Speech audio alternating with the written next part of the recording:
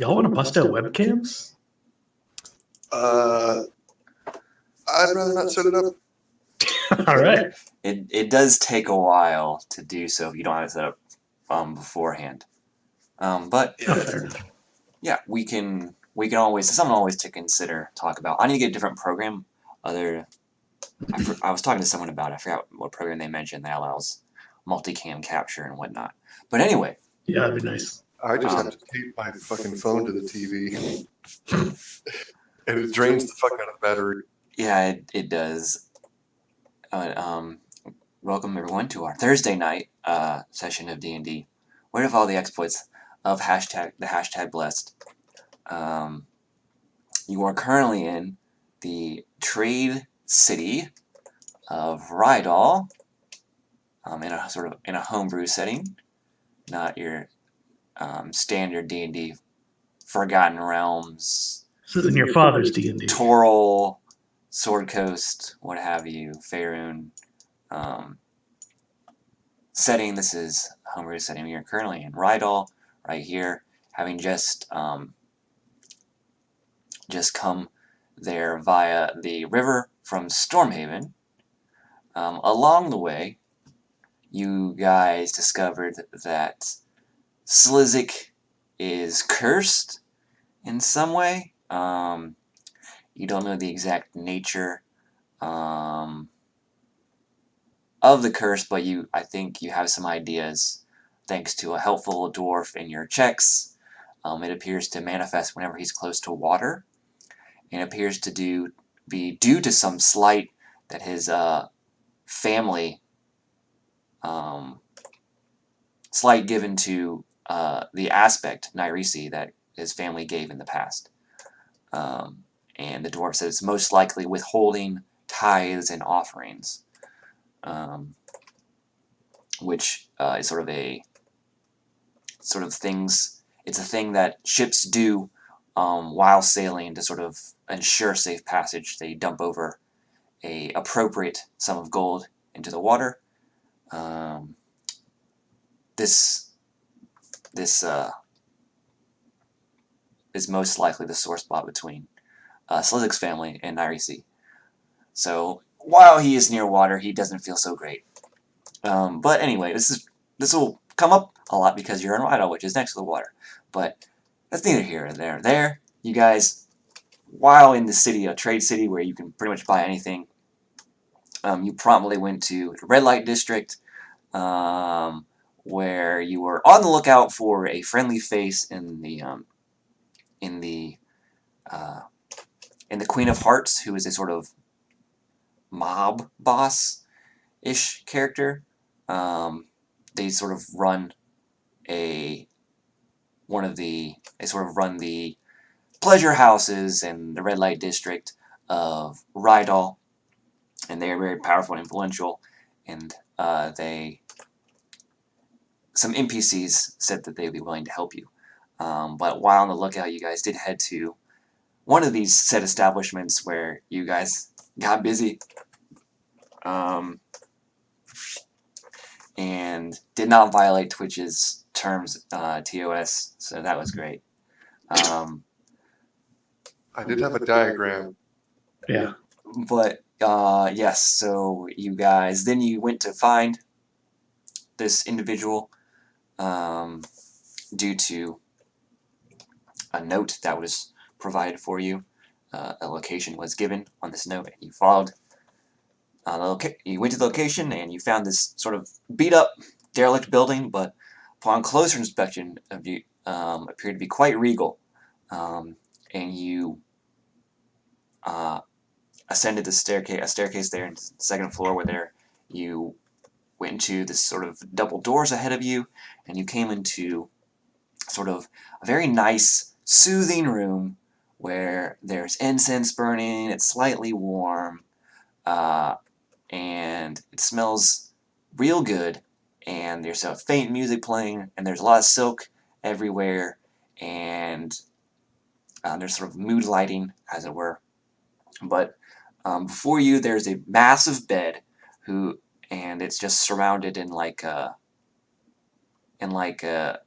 it's not bug net per se, but like the thing that hangs down from the top.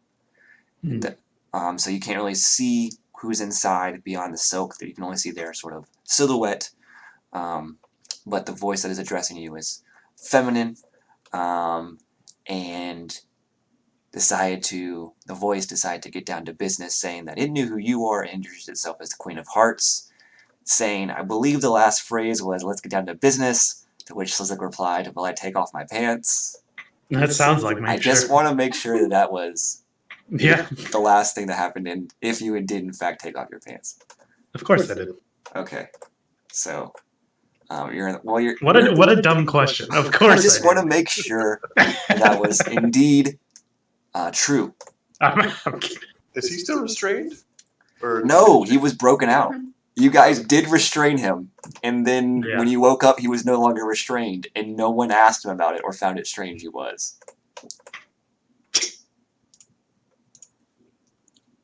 Didn't I get down with some works? Wasn't that what happened?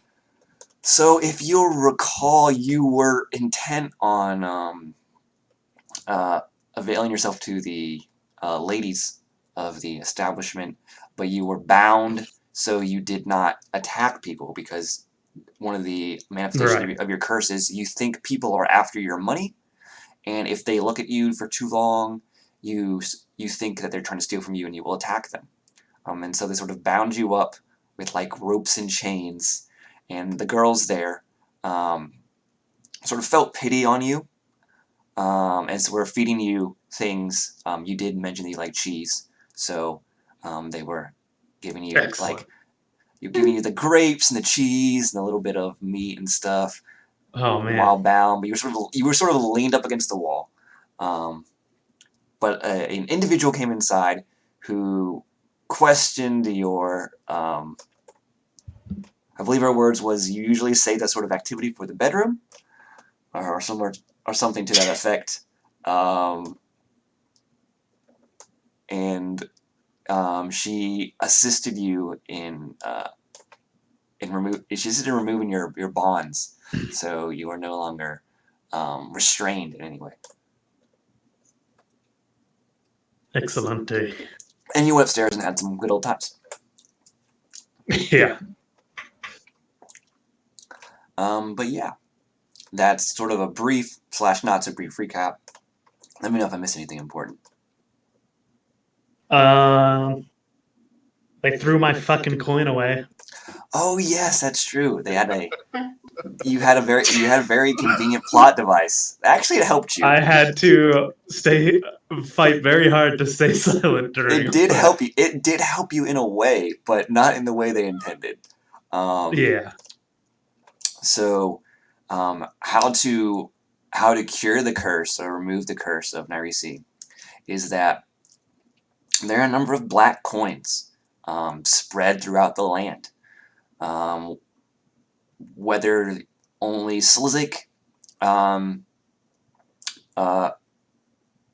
the other people can see them too. So they don't know the amount they need, but the dwarf did mention that these black coins are black because they belong to Nyrisi, and once they returned to the water, the curse on Slizik will be lifted. But they don't know how much exactly they need. They only know that they are 1 gold closer to the required amount.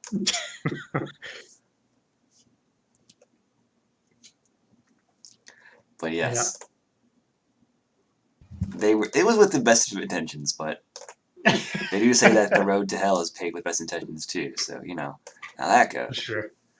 Anyway, so let's start the session now with you trying to talk to the Queen of Hearts, but Slizik is sans pants. So we'll see how this goes. I'm standing loud and proud, baby. Yep. So do you commando or do you? Oh yeah. Okay. Yeah, so it's I just have dong out. Hands on my hips, like very confident, just kind of. I'm pretty sure I read the situation correctly, so I'm just standing it. Oh well.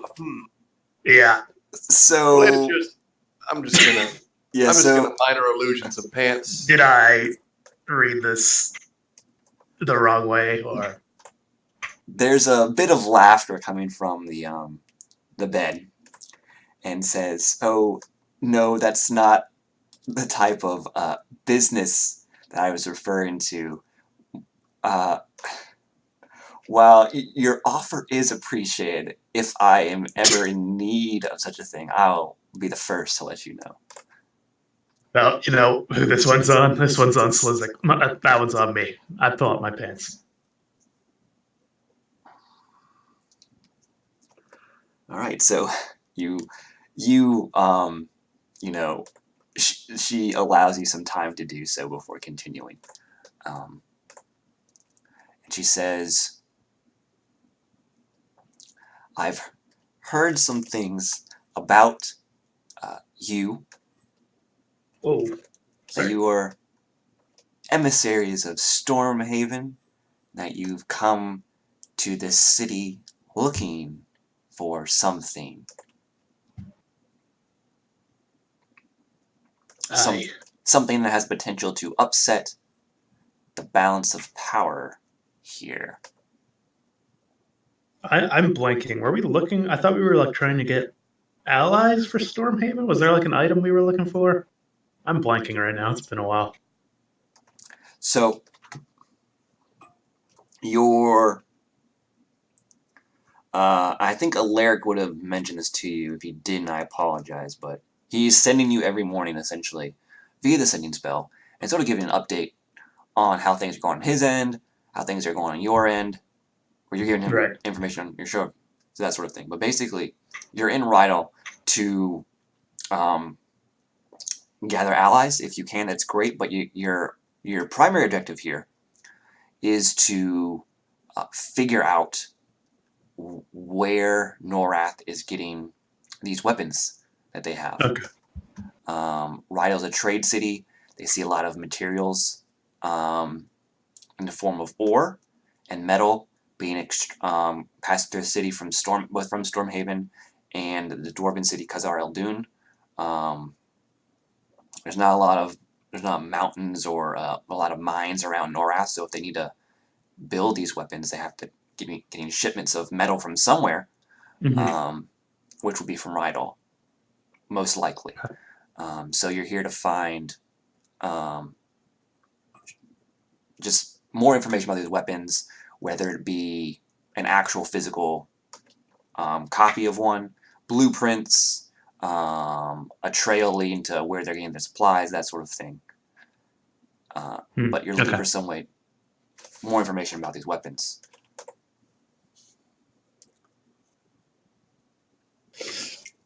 Rydal also has a lot of factories, so Norath could even be sort of outsourcing some of the manufacturing of the weapons in the city as well. So it's just stuff to be mindful of. This is what Alaric has told you as well. So this is just stuff to... You're just looking here. You're here for information first and foremost. Okay. I'm sorry, what did she say?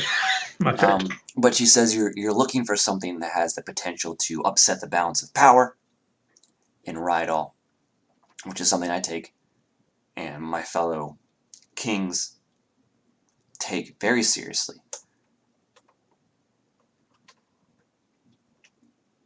What exactly do you mean? Well,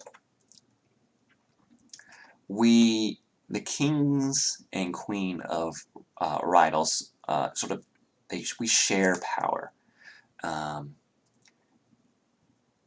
In roughly equal amounts. And if someone is getting more power than the others, that could upset the delicate balance between our factions.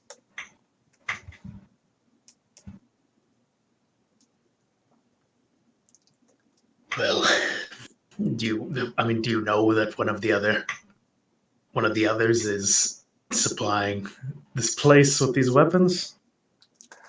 Well, from what I've heard, this city-state of Norath is employing new weaponry on the battlefield, the likes of which we have never seen before.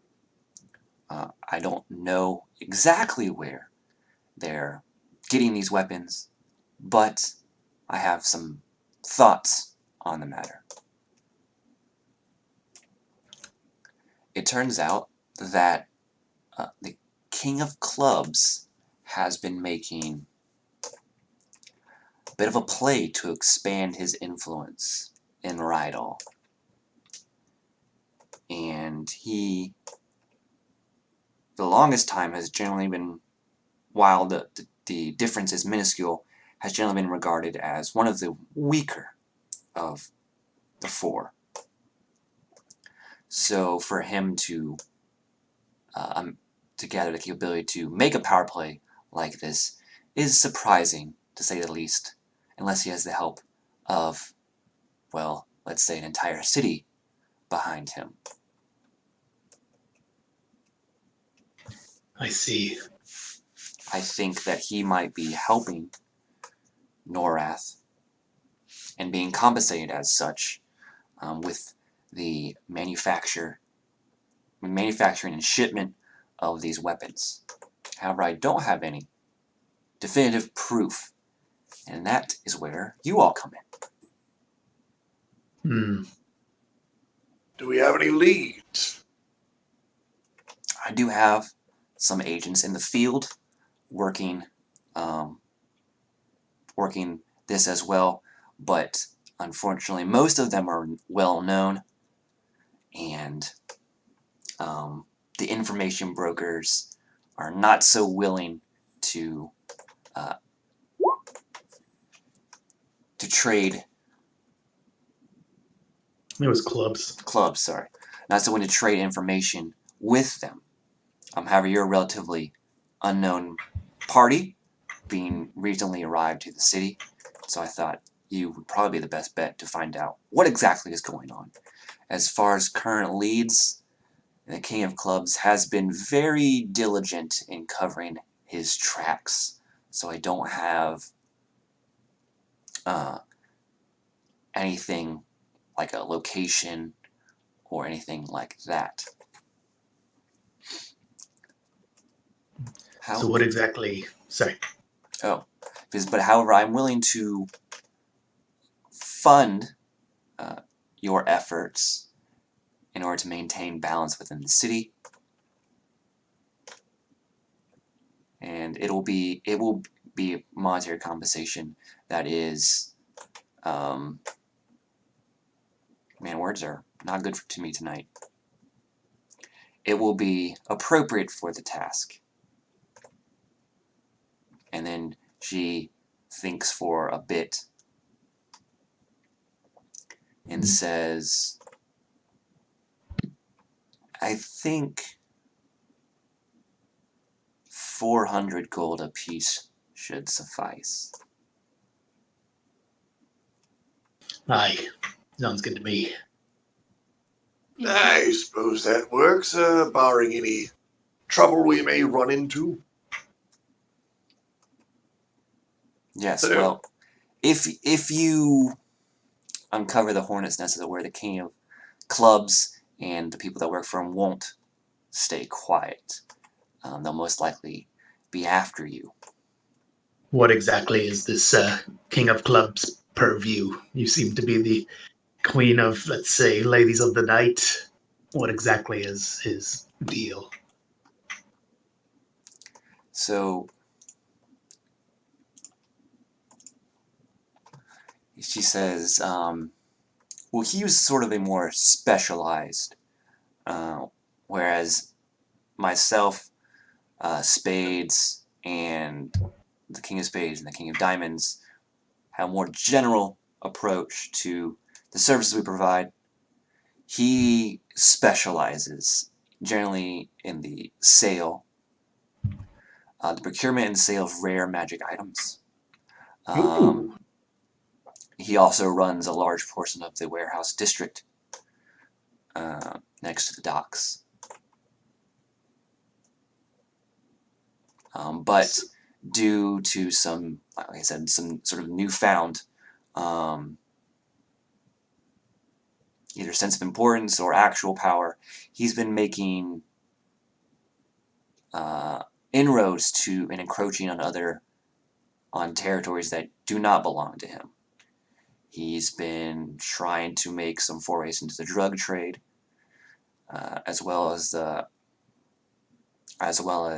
gambling, setting up places of gambling, even trying to establish his own pleasure houses.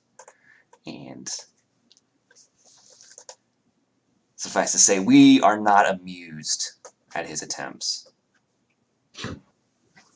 So suffice to say, we won't be getting blindsided by one of the other rulers here. They'll be pretty much on our side. At the worst, they will not impede your efforts. At the best, they may even help you. It's fine with me. So we have to go meet this contact of yours? I don't have any. I do have agents working out in the field, but where they are currently, I cannot say. If you do meet one, there's a code that helps identify. That'll help identify you all. It is the phrase, a thing of beauty, and then the return phrase is a joy forever. Sorry, let me rephrase that. This is DM speaking, not her speaking. The start of the phrase is a thing of beauty, and the return phrase is a joy forever. I'll put that. Is a what, sorry? Joy forever. Oh, There thank you. And I spelled forever wrong. But as far as where they are, what they're exactly working on, I can't say, only that I pay them well and they work for me for a long time. So whatever they're currently working on is something to do with this. There are a number of information brokers that you can talk to. Try to engage in with business. Coin sort of is king here in Rydal, even above us. And failing that, or if one of you are even from Rydal and might know the city better than others, you can attempt to investigate by yourselves. I would recommend, once again, just knowing, like we've said, what the King of Clubs specializes in and what he has peer review over. I would recommend starting in the warehouse district. If I were you, if I were investigating the King of Clubs, that's where I would start, is what she says. That's probably wise. Dude. And any of these information brokers, do you know where they are, their name? She says, I don't know their name specifically, but I do know some places where they tend to operate on the fringes of territories. So, for instance, and if you don't know how Rydal's set up, but basically the marketplace is like in the center of the city, and then it's sort of divided into force, like a, let me draw you a picture, but this is very roughly, there's further delineations, but as far as a very rough shape goes, let me draw you a picture, a beautiful picture of Rydal. Beauty. That's not exactly to scale or anything, but basically it's like that. The marketplace is a neutral in the center of the city. Is neutral ground. Neutral. That, I can't spell that all in there, but you get the picture. Neutral ground.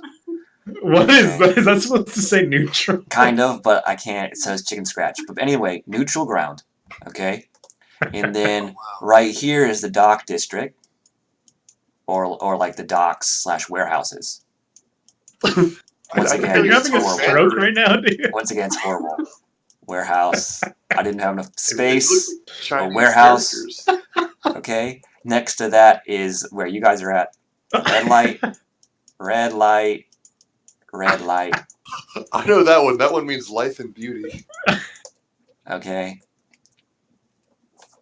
Alright. And then this is like the rich part of town is down here. Rich people. And this is A like, quarter of the city is a red light district. Holy shit. and then like, this is generally, that's the area they control. Like I see. there are other things in there as well, but that's, the red light is where the Queen of Hearts holds sway. Yeah. Does that one just say no? Oh, okay. And this is like where the normal people live. The non-rich people. The normies. So the Queen of Hearts controls the area in the red light district. There's not all. That's not all that's there. There are some homes there as well. But for the most part, most people live in this normal people area. The rich people is where the King of Diamonds holds sway. There are a lot of casinos there, or like places where the rich can spend money, but mostly the casinos are along the border between the rich and normal people. There are some that cater exclusively to the rich, but there are some along the border here, because he tries to get that sweet, sweet money from everyone he can. The King of Spades, who is the drug guy, doesn't have doesn't have a quarter of the city they control, but rather they operate in all four. They have like individual buildings that are under their control. Drug dens, as it were. And then the King of Clubs holds sway over the docks and the warehouse district. So that's generally how it goes. Okay. A very, very, very rough sort of drawing of Rydal and the political climate there. Well, should we head down to the docks and the warehouses? Start cracking skulls. Please do be discreet, because if you do, well, while I am not don't have an aversion towards violence, in this case I think it might work against you, because even though we consider him the weakest of us, he is still very powerful and has connections, and if you go around punching people in the head, breaking hands, limbs, extremities, that sort of thing, yeah, he might catch word of that and go to ground. Yeah. I'll throw an arm around Slizik's shoulders. Be like, "Don't worry, discretion is our special." That doesn't mean that's true. That doesn't mean you can't. I'm not prohibiting you, or saying you can't engage in such acts. I'm just asking that you think about the appropriate method to use if you do, in fact, end up interrogating certain individuals. I'll keep it in mind. Like I said, coin is king here, right? Also, offering them money would most likely get you be the most productive, rather than threats of violence. Well, we'll see. I mean, Rydal is kind of rough and tumble place, so in order to really get to someone through threats of violence, you have to be creative in how you are going to, or you be creative in your enhanced interrogation techniques. Oh, don't worry. That's my specialty. I've got two. But I'll leave it up to you. You have sort of agency in this, free agency in this matter.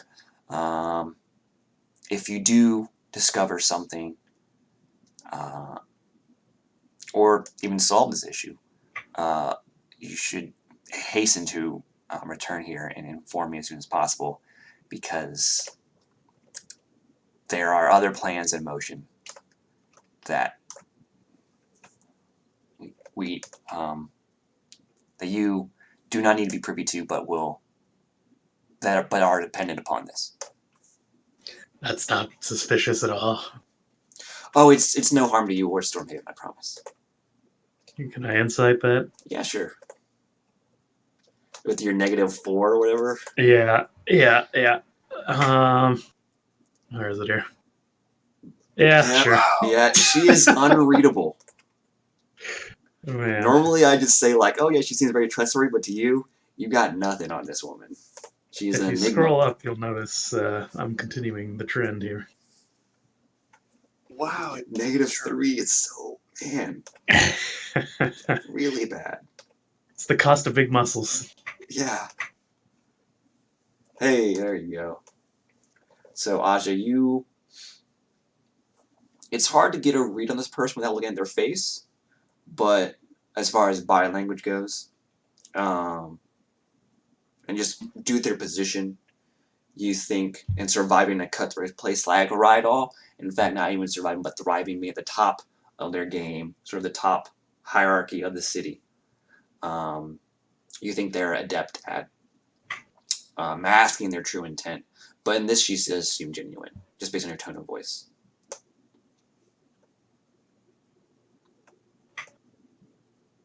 Oh boy. Well, I suppose let's get going then.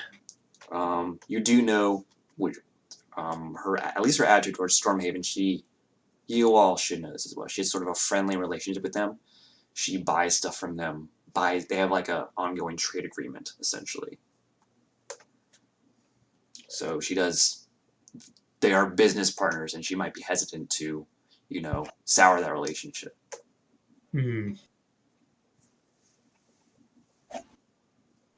All right. Well, to the docks, I guess. I have a bit of an idea, Aja. You So- have a what? A bit of an idea. All right. We take a look around, just observe some people a while, and look for some. Seems like they are on the up and up. Maybe like they've got a little bit going on. Now we could have someone first go up there, one of our little troop, and offer the coin, or I could cast a little bit of a spell. I can turn you invisible. You could sneak up on them, place a dagger to their throat, threaten them a little bit, and bring them off to the side, whereupon you can begin the interrogation. Which there should be no bloodshed. Why do we always torture people? I no, all I have to do. And it's actually Is it- this is the first Every in this game. The other Thursday game, yes, all the time. Oh yeah, absolutely. This is the first for this game though. No one needs to get hurt. I just cast suggestion and have them tell us everything they know. All right. I'm game for that.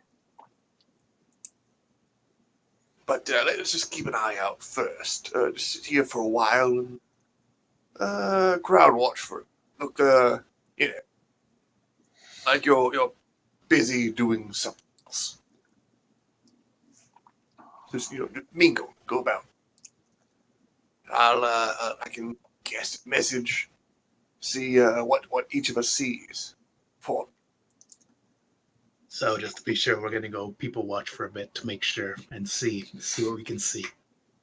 yeah, be on the lookout for anyone meeting with anyone, or any kind of shipments of any kind, any interesting cargo being handed over, and secret. Look for people following other people at a bit of a distance. That sort of. Be discreet about it. Yes. Am I gonna get Nathan? Am I gonna get noticed because of the bad reputation thing? Like, do people know me here? You might. If you're trying to be inconspicuous though,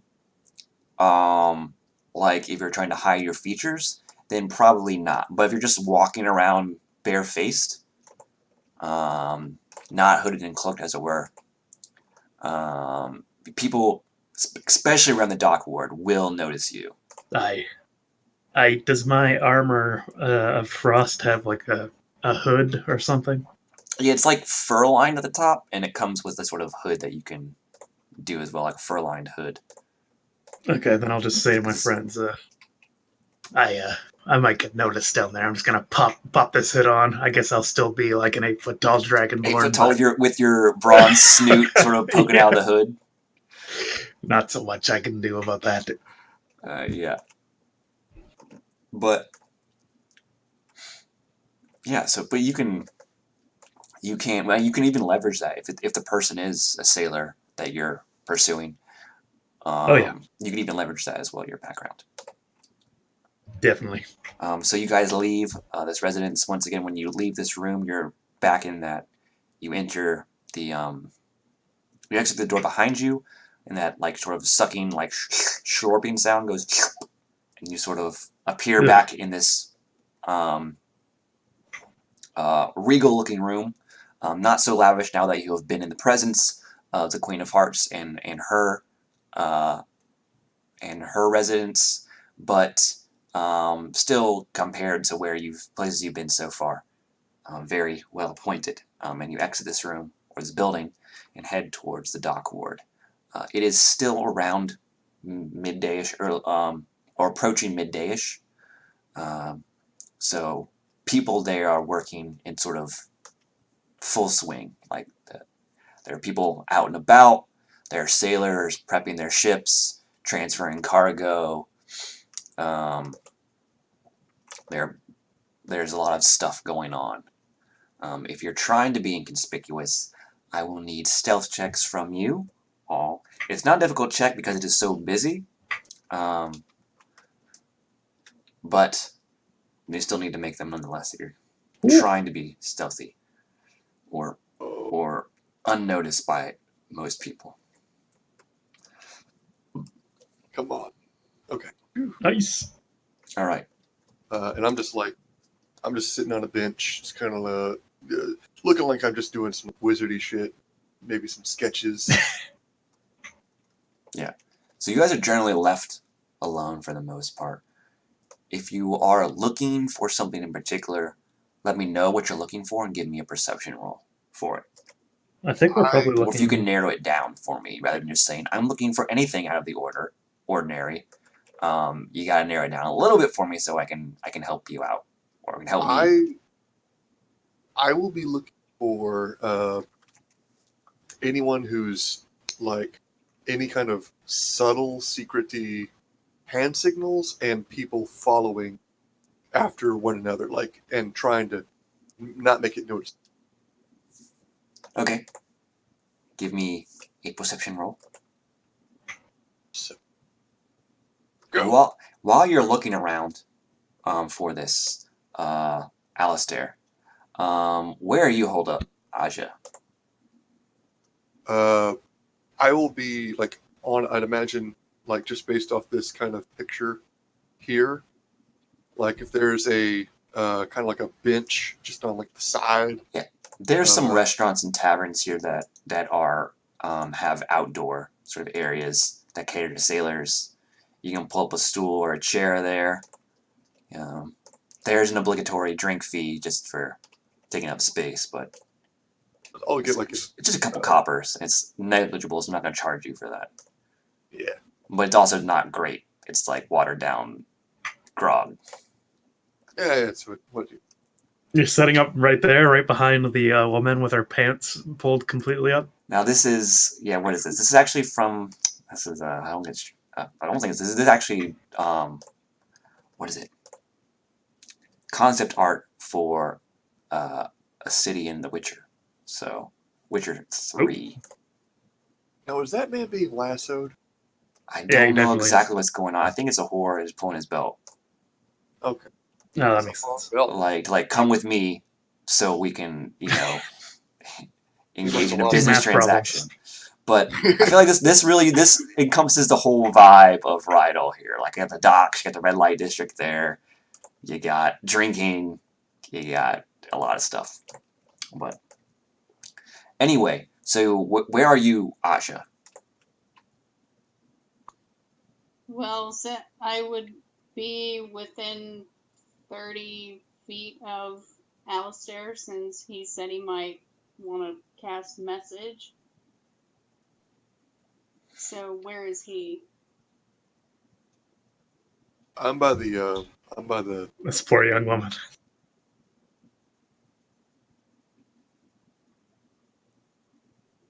Where are you? I'm by the table, but you don't. I'll just go ahead and cast message. Actually, you don't have to be so close. You can be a good bit of ways up to, almost 4 times this distance.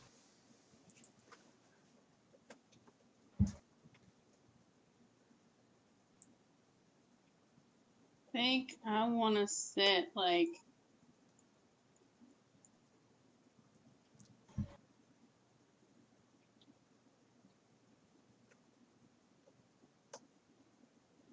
And if you are like Pain, I'm not seeing them for some reason, so I don't know why that's the case.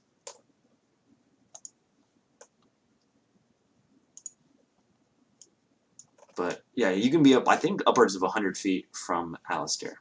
But wherever you are, Aja, there is an individual that comes up to you, sort of passes you by, but like as they're passing you, they're like hooded and cloaked. They're which is kind of strange due to these sort of this being midday, the sun's up. It's not overbearing, but you're also by the water, so it's kind of humid. But they sort of stop as they pass you, and they look at you like their face in the hood looks at you, and then they backpedal like 2 or 3 steps to get like directly in front of you, and they say, "Well, hello there. You look like a lady that." Actually, no, that's not the right voice. He says, "Well," he says, "It's a man. It's you can see the more more features. Obviously, it wasn't based on a voice, but you can see more features based on, or just discern more features now that you're closer to him. But he's got like unshaven, sort of unruly sort of beard. Actually, no stubble. That's sort of the lower half of his face. His eyes look bloodshot, and he's like sweating. You see, and then occasionally he will like scratch some random part of his body. But he goes, "Oh, hello there. You look like a lady that knows how to have a good time. Gross. I am a seller of items that can help you reach that state." Don't you? Okay. Well, I'm very selective, lady, if you know what I mean. Well, And then I'll just take a big pull from my water skin and then belch in his face. says, well, he doesn't seem to mind that. He just like twitches a little bit and says, Oh, well, God. you can pick your poison. I got a lot of stuff that not all of it is poison, but you know what I mean. Oh, jeez. I got you uppers, I got you downers. Anything you need. Since message has been cast, I'm going to just draw attention to this guy and say, get a look at this guy. You know, in the message. Can I see this? Yeah, you can very clearly see. I'm assuming you're all within like sight lines of each other, so you can see this individual talking, or someone is in front of Aja talking to her. I'm assuming she's like sort of leaned up against a wall. I'll cast message, and I'll say, give him the line, give him the phrase. Say, a thing of beauty. You wouldn't happen to have a thing of beauty. He cocks his head, says, "Is that something new the King's put out? I haven't heard of that. You selling? 'Cause I can buy." Messaging the others, I'll say, he doesn't know shit. He's just slinging drugs. Can I like respond? How does this work? You don't have. Yeah. So you can only respond. The message is not. It's a one-way between you and Alistair, essentially. So he has to act as a relay to get information from Aja to him, then from him to you. I don't want to do it too many times because it's like I don't want to be too obvious. Yeah, I'll just watch. You're just drinking, and then you're pointing at Aja, and then you're pointing at Slizik, and then you're pointing at Aja, pointing at Slizik. He's just getting like blasted, fucking casting spells. The way I'm doing this is like I would put my book between Aja and me, and like point my finger as if and like mumbling my lips as if I'm reading, like pointing my finger along the book. Okay. Well, like I said, I'm a very selective lady, so you can move along. Don't. He says, "Well, don't be like that. I'm sure we can. I got something that suits your fancy. Even such a selective, refined individual like yourself."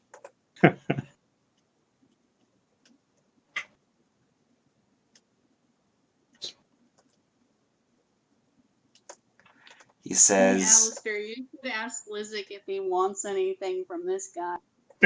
He says, if you don't want physical goods, I also sometimes," and then he like twitches a bit, "hear stuff, from people I do business with or just around town."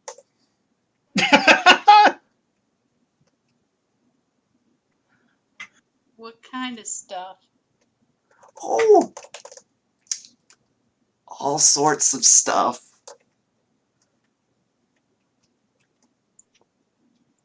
Alistair, he says he hears people say stuff. Sometimes when people take the stuff I give them or sell to them, they talk a lot. More than they should. And I sort of, pick up on it. Do they ever say stuff about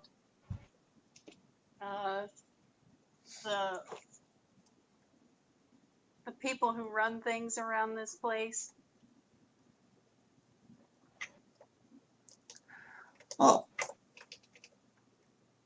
He like thinks for a second, and he's like staring at the sun when he's thinking.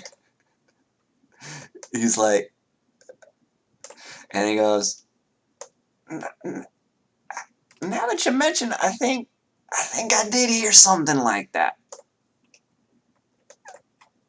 about some of the people of the higher ups in this city. How much is this information worth to you?"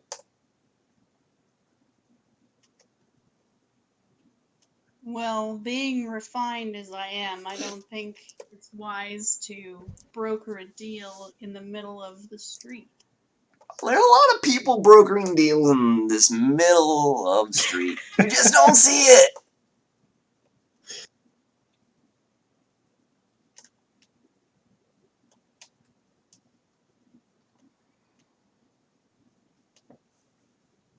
But he says, "But the customers usually, right? Is there, you got a place?"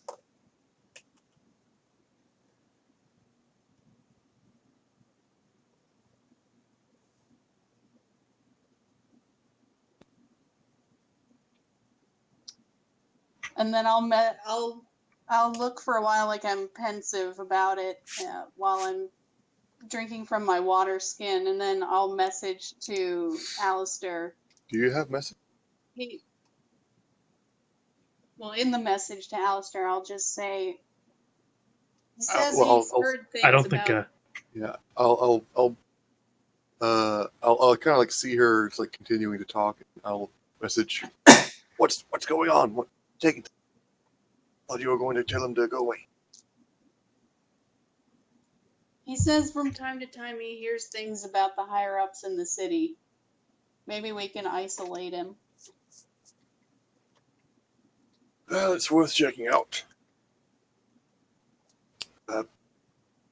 There a place in mind? I'll let's see. I'll just give me one moment. I'll go in. I guess I'll go into the tavern and ask if there's like a private room. I charge you a couple coppers for its use, though. Very well. Won't be long. I'll go back to that. Wait. Try to abstain from the expulsion of bodily fluids, please. It's kind of hard to get out of the floor. Jeez, there's just a bunch of jizz stains in this place. No, he's mostly referring to... You're a sailor, so he's referring to vomit and blood. I'll just like do like a little, like if there's like any like beer or whatever on the bar, I'll point into like a little prestidigitation, be like, no problem. He's referring specifically with Slizik. I'm sorry if I. He's referring to please don't engage in fights and please don't drink so much that you throw up. That's what I should have. That's what I was going for. I just pictured this whole place. A circle jerk. Covered in like white spots. Oh, gross. No, there's no CSI Rydal black lights enabled here. So It's really hard to get. Well, thankfully, I don't think the light spell is a black light. now you can make it a black light, but it won't show up bodily fluids. I'll go back to the table, message her again, see like, room's ready. Bring him on in. And I'll go into sit. I'll also message Slizik to come on, follow me. Yeah, I come on. Well, let's get on then, and then I'll push myself off the wall and then start leading the way. He's following you while like just like twitching and like he stops occasionally and like involuntary like duck, like something's coming at him. But he looks around for a bit and sees nothing and then just keeps on following you. Oh my god. But yeah, and this guy is, if you didn't know better, you'd say he's tripping balls. Oh man. I'm pretty sure he is. I don't think you can know any better. But yeah, he's under the influence of something, and but he's following you. And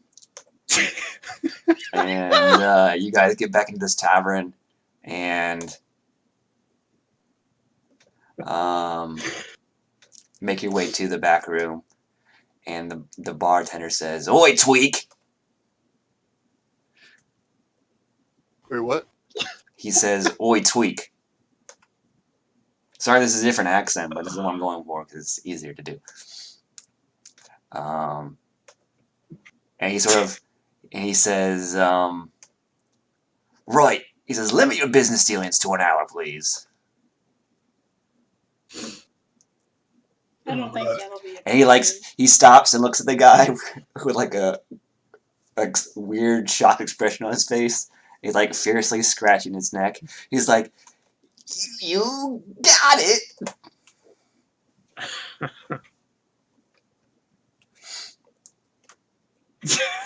Oh my god. I'm so sorry. And so you guys make your way into this private room. It's back Nasty room. It's not. It's not stained in any way. I'm so sorry. There are no stains here. Does it smell weird? It does not smell weird. It's a normal room with a wooden table designed for 6 to 8 people and chairs to match. There's nothing fancy about it. It's kind of ramshackle. But other than the ramshackle nature, there is nothing otherwise distinguishing about this room. Oh, I'm such a fucking idiot. Why is this so funny? I don't know why it is either. Okay, It's a lot. it is the most mundane room you have ever seen or been in. Oh, fuck. Okay. I got it. All right, so I gesture for Tweak to enter first, and then I follow in after him. All right, he goes inside. He takes then I off shut the he takes door. off like the outer cloak, but he's still wearing like some loose clothing and like a vesty situation. But he's like, oh, it's nice, not so bright in here. Did I get... Sorry, I was busy laughing at some stupid shit. Did I get informed what was going on? Yeah, I messaged you. Okay, excellent. It's probably at this time I step into the room, kind of close the door behind me. Whoa, Hi. you're big. You're Who are your small. friends, lady? What did you say, sir? Who are your friends, lady? Will they be joining us? Any of you guys want some party favors? They're hard to clean up. Let's, I want to... I've heard that you know some things, and people have said some things around you. Is that right? Sorry. Oh, yes, I hear things around town. My products can help people lose some of their inhibitions. You know how it goes. Can I, like, see if this guy... to be more specific. You have to be more specific. You know anything in relates to, any change of cargo or anything about maybe King of Clubs? Well, I heard something about some real fancy folk coming by from Stormhaven. Not sure what they're doing here, but it's what I heard. What kind of fancy? Oh, that'll cost you some money. Do you know anything about this King of Clubs, though? Right? Maybe who works for him, where they might have their dealings? And then he looks at you, and you see like a flash of sobriety. Like, he's very serious for a second, but it passes. And he goes, he like shakes his, like, you don't want to deal with him. He's not nice. Not a nice man. Can I see if this guy is... I want to see if this guy is, one, faking it, two, like, if he knows much more than what he's letting on.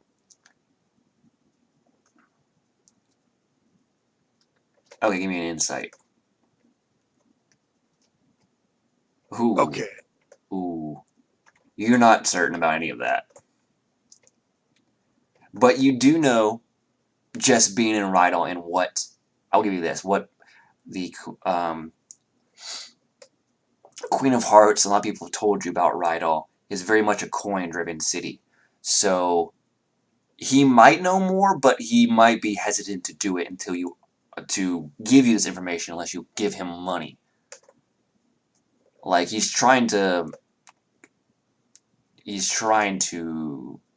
showcase what he knows without providing specifics. Okay. He'll say he's not doing what he's supposed to. Very bad man. I'll put down 13 gold, poker chip style, but not quite release my my grip on it, and I want to see like his reaction to that. He like reaches for it instinctively. Ah. And so when you say that, sort of slap his hand, he retracts his hand. Quite a bit of coin you got there. Keep voice down. You should know better. Now, Oh, no one pays old Tweak any mind. well, Oh my god. so if I am to give you this money, I want to be sure that what you're saying is worth what I'm paying.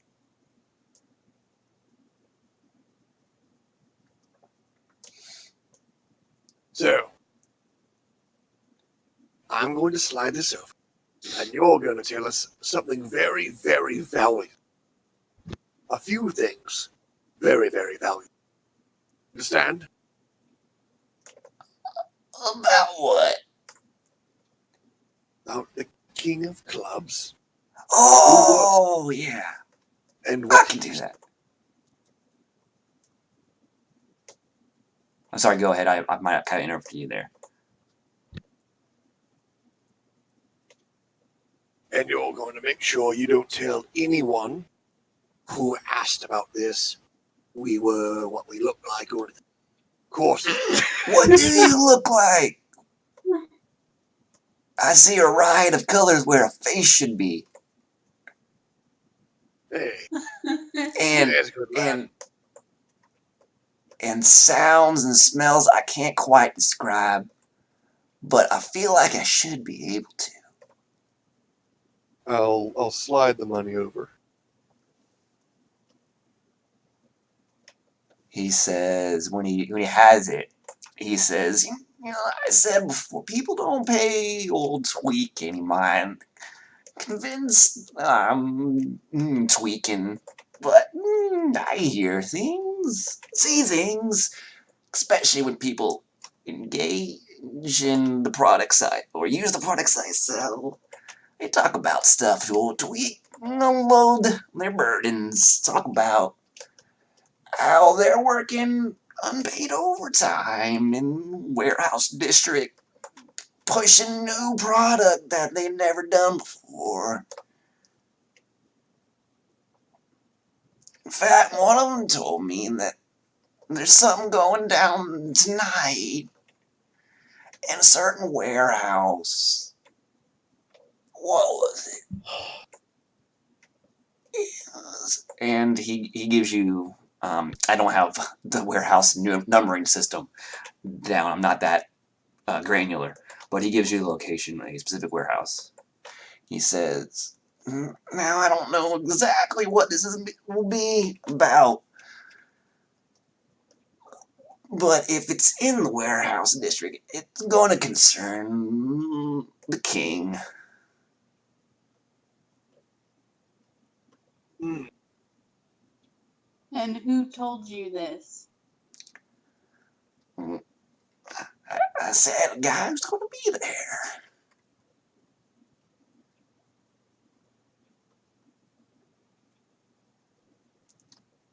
I just want to insight check him to see if he's lying. You guys have been so well at this. You can't tell. He is tripping.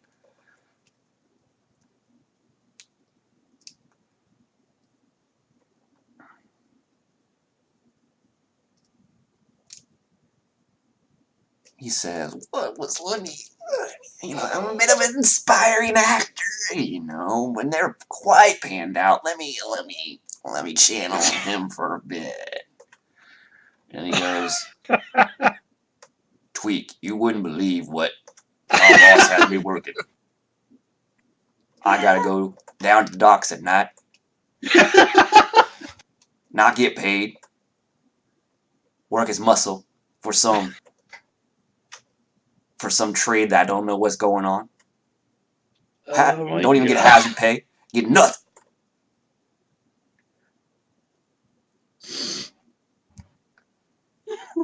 Oh, jeez. I think that's what he sounded like.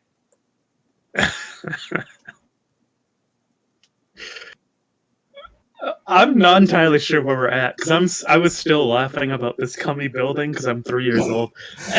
Let me be perfectly So I'm not clear. entirely sure There what we're is doing. no I bodily fluid I of that literally specific muted my nature. mic. Anyway, this is not a pleasure house. This is a normal tavern. If you were your previous building, yes, there would have been. If you blacklighted it, it would have been a horror show. But that is not this place. Dude, no, the way you said it though. That is not this place. Okay. No bodily fluids, and I picture him like turning around and gesturing to a bunch of fucking cum stains on the walls. And He meant shit. blood. He meant blood and vomit. Okay, that's what he meant. We learned our lesson. We learned our mistake. No bodily fluids. They're hard to clean up. Oh, fuck. Okay, one second. Okay. Yes, Tweak has provided you some information. Whether it's trustworthy, you guys have rolled horribly in your insight, so you're not certain.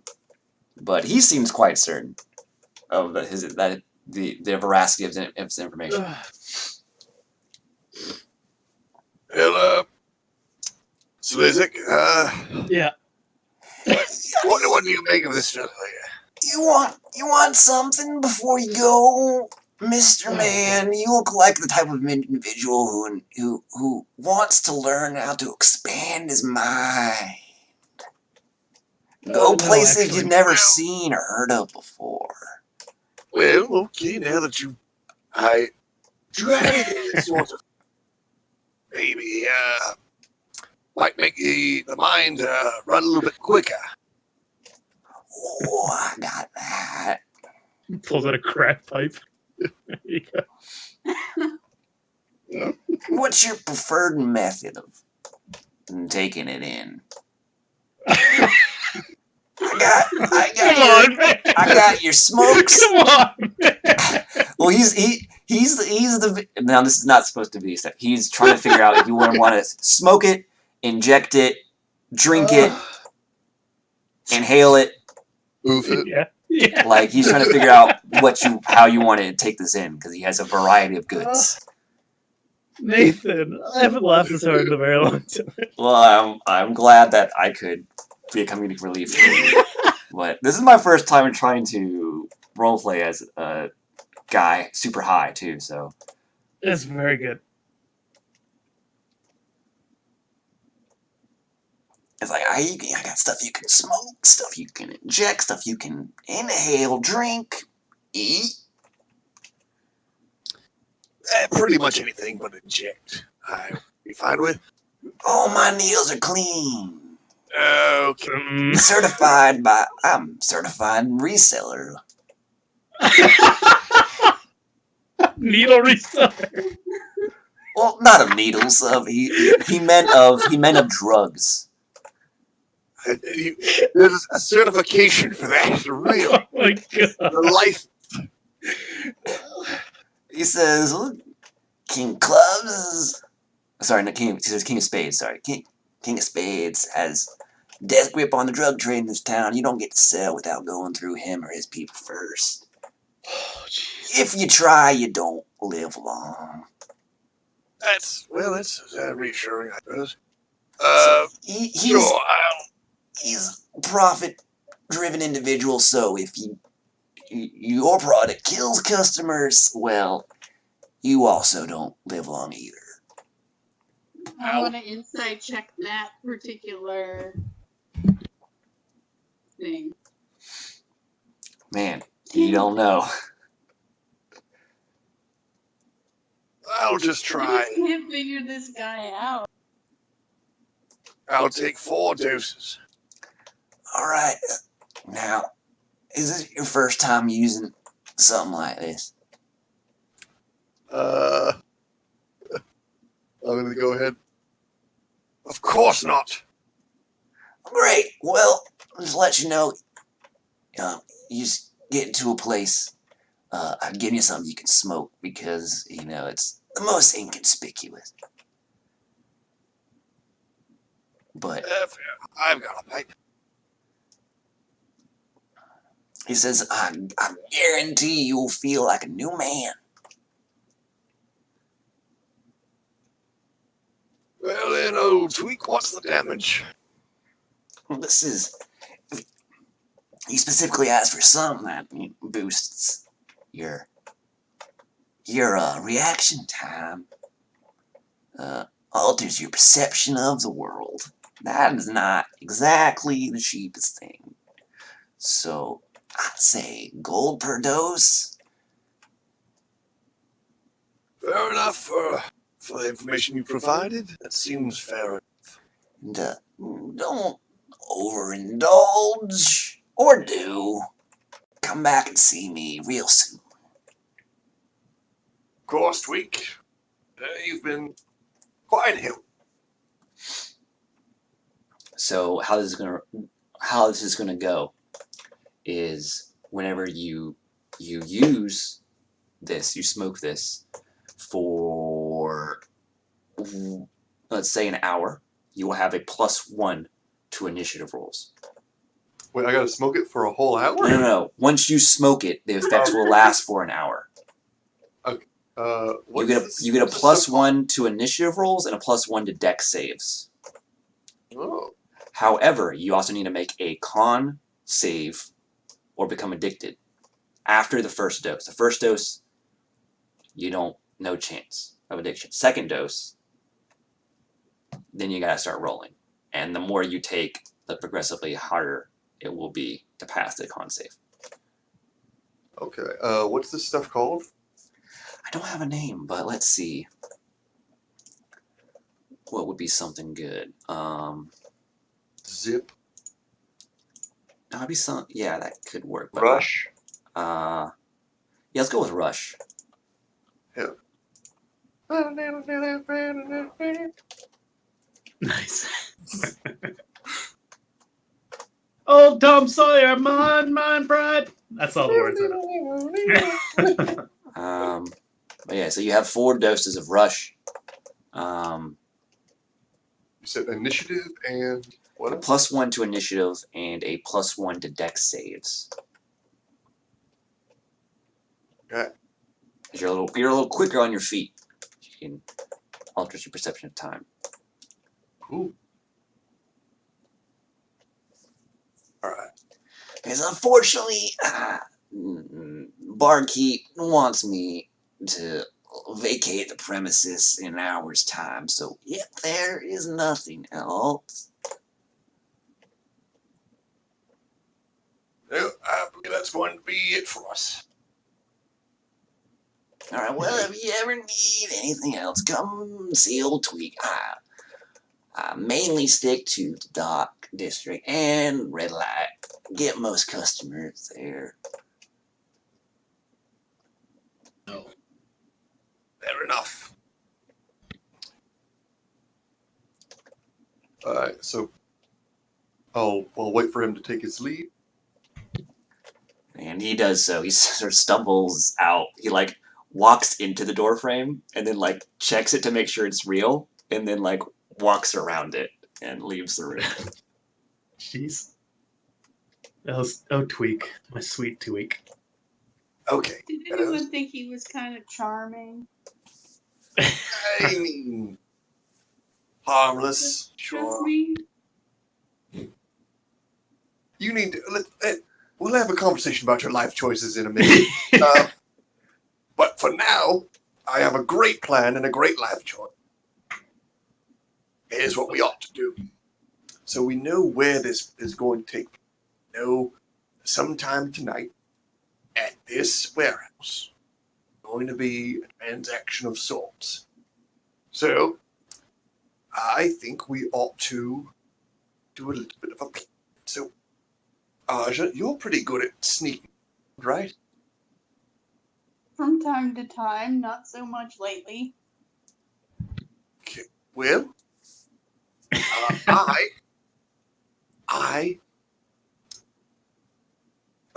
so have we Have we leveled up yet?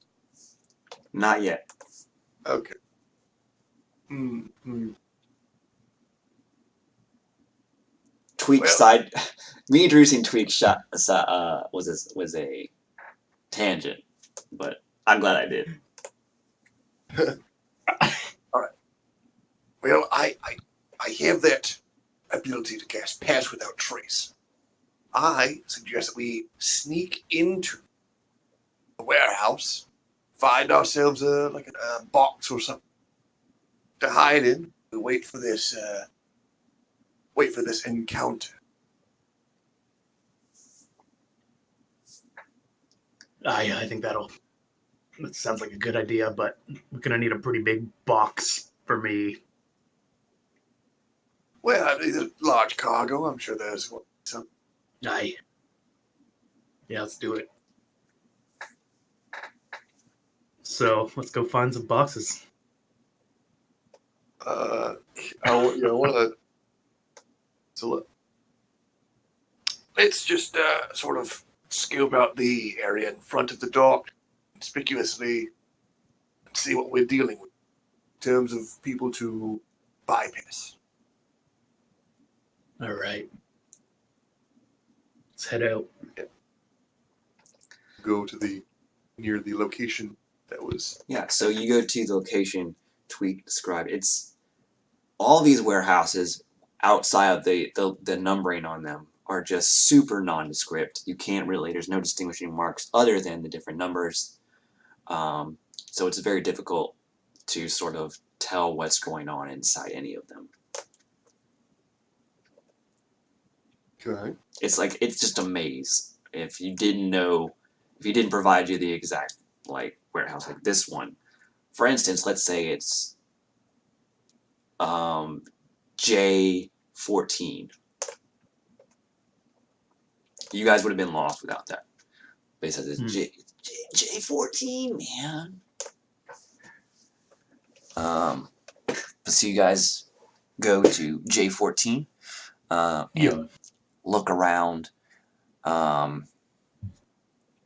There's a look. You pass.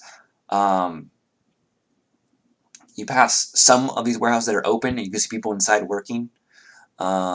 But exactly what they're looking at to determine that you would need further inspection. Because you're sort of making your way towards J15. You pass a couple of people, some carts, transferring goods. Like I said, it is middle of the day, so it's quite busy here. But you're in a more secluded area of the warehouse district. This J, designation is sort of out of the way. All right. Keep on keeping on. So it's not a whole lot of people out. Yeah. So for instance, let's say you guys you entered at A, and you got to A50, and then you got to B, got to B50. Oh, jeez. There's a lot. It's literally, like I said, it's a maze of warehouses and shit, and you're just going, and it starts to peter off around I. Because you're sort of just sing the alphabet song in your head? Yes, I am.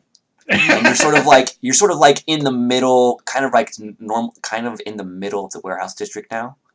And are we seeing sorry. So it's kind of it's both sort of the seat of the King of Clubs' power, as it were, and it's also as far as area of influence goes, and it's also you think it might be so quiet because it takes longer to transport goods from the center of the warehouse district rather than the fringes. So are we seeing shadier folks now that we're kind of You're seeing deeper into not it? Not as much shady because it's still midday, so it's not. Yeah. But you're seeing less and less people.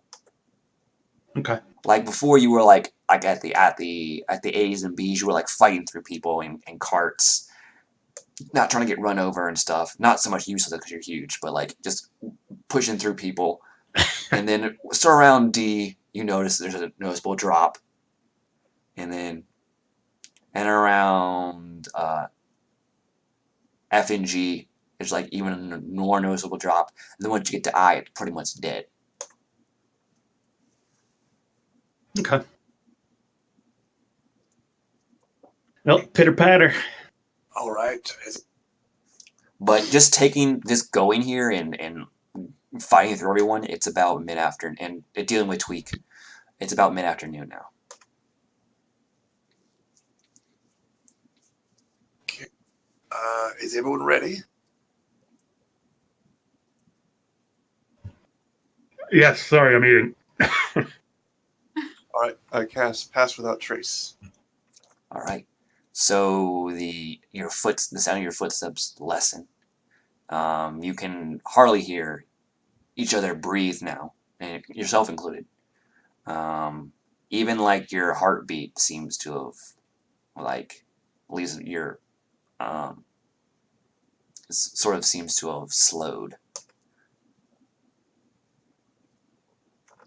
And yeah, you think you are under the effects of Pass Without Trace. All right. I'll start sneaking my way in, looking for adequately sized sort of.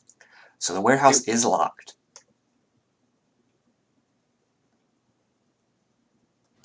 So you try the bay doors, they're locked. You try the side doors, they're like for individual people. Those are also locked. But it's like a padlock though. It's not like a super fancy lock. It's like a normal one. I'll motion Aja, and then I'll give her guidance. All right. I'm assuming you're going from one of these smaller side doors, not the big bay doors. Yeah, it's Okay. Just making sure. All right, Aja. You want to pick this lock?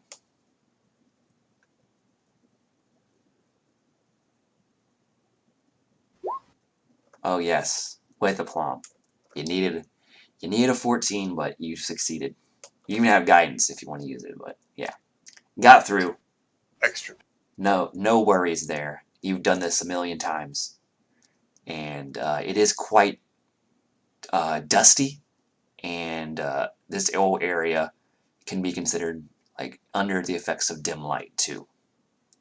So you see numerous boxes and shelving here. Looking around, like there's sort of a walkway through all this these stacked crates and whatnot. It leads off the way you're following this path. It sort of twists and turns, but it ends in a sort of a clearing in the middle of the warehouse. A bit bigger than 30 feet by 30 feet of just blank space. So, in terms of box, They got all different kinds. They got your small boxes. They got your big boxes. They got medium-sized boxes. This is, if you liked boxes, man, this would be, despite the fact that it's dusty and dim light, this would be the place. 9 More Lives would have loved this. Oh yeah, boxes Yeah. for days. Unfortunately, they're all like closed, so you gotta find some way to get in them. anyone happen to have a crowbar? I have sweet muscles. Would that help?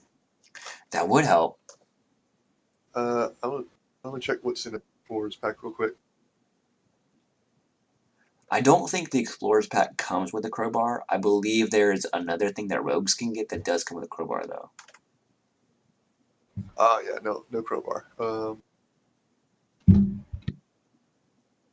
It's like a burglar's pack or something, I think is what rogues can get. All right, so I guess just use a short sword, dagger, or something. Big fella. Do I have something like that? Do you? I don't think so. I have a javelin. I have a hand axe. Could I somehow, yeah. Yeah, that might work. So, yeah, the Broilers pack does indeed have the crowbar in it, which I don't think anyone here has. But anyway, yeah, so you get only the athletics, strength athletics, should be nothing for you. I think I could do that. Sure. But you still gotta roll this. Yeah. Okay. That's yep. pretty bad. It's still good. It's enough for Yeah. a box without any locks or anything on it. So, what size box are you looking at? This will also affect it too. Pardon me? What size box are you attempting to open up? One that can fit me at the very least. All right. So it is a struggle, but you manage just the sheer size and the tool you're working with are not. They don't. It's not. This is not the right tool for the job. But with some, your muscles are overcompensating for your the poor availability of tools, and you manage to, with some effort, in about 5 minutes time, you're able to pry open the top of this box. Alrighty. I hop in. All right. There's a bunch of straw and stuff in here, but for the most part, it's empty. You do scare a mouse friend out, and he starts running away squeaking. Jeez. I'm terrified of mice. I squeal in a very unmanly way. No, shut the fuck up. And we also have other boxes to open. Do you want that? So if you go inside this box by yourself, let me be clear. There's enough air in here for a mouse, not so much for a Slizzik, and there's no way to look out. So It's airtight? It's not airtight, but you might use up the available airspace rapidly. Is what I'm saying. Okay, so I apologize. I was getting barraged. So we're opening up some boxes to be able to spy on these people. We have a couple more to open. Yes. So But you don't see any holes in the box big enough to look out of. So if you go in here, you will be blind. You'll be able to hear, but that will be it. Okay. Like, is there a lid? There is. You have made a lid by opening the top. I see. Can you make a hole with your javelin? Carve out a little bit? Yes, absolutely, yes. I'll just shove my javelin into... Give me an attack roll. Just quietly. I will somehow quietly shove my javelin This into box is about, let's say it's about half an inch to an inch thick. Nice, So okay. It's not terribly difficult for you. Oh my goodness! So you just scratch the box. You need a 10. I stabbed myself. You scratch the box, but the outside of it, but you fail to pierce the wood. Well, this is embarrassing. I'm not gonna lie. This is very embarrassing. It was an inanimate giant box. It needed a 10. So, do you want me to try? I mean, can I try again? You can try again. I'll try again. I angrily, this time, shove it in. Okay, yes, just perfect.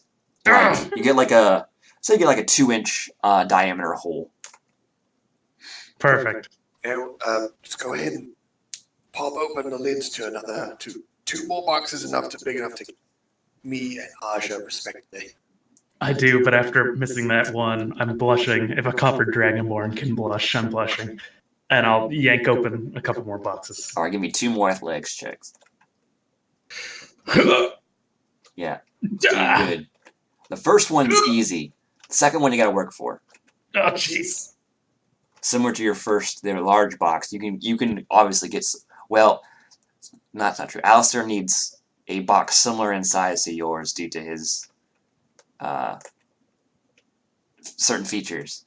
But that one of the boxes is no problem. Like the 19, it's like super easy, even with your hand axe. You just pop, done. The second one you gotta work for, like you did your box you have designated for yourself. But you do manage. I will just say you also eventually get the man to poke the holes in them so you can look out as well. These boxes have some miscellaneous stuff in them, like nothing important. It's just like crap. It's All right. like a warehouse for storage, like nothing important. Sure. All right, I think we're.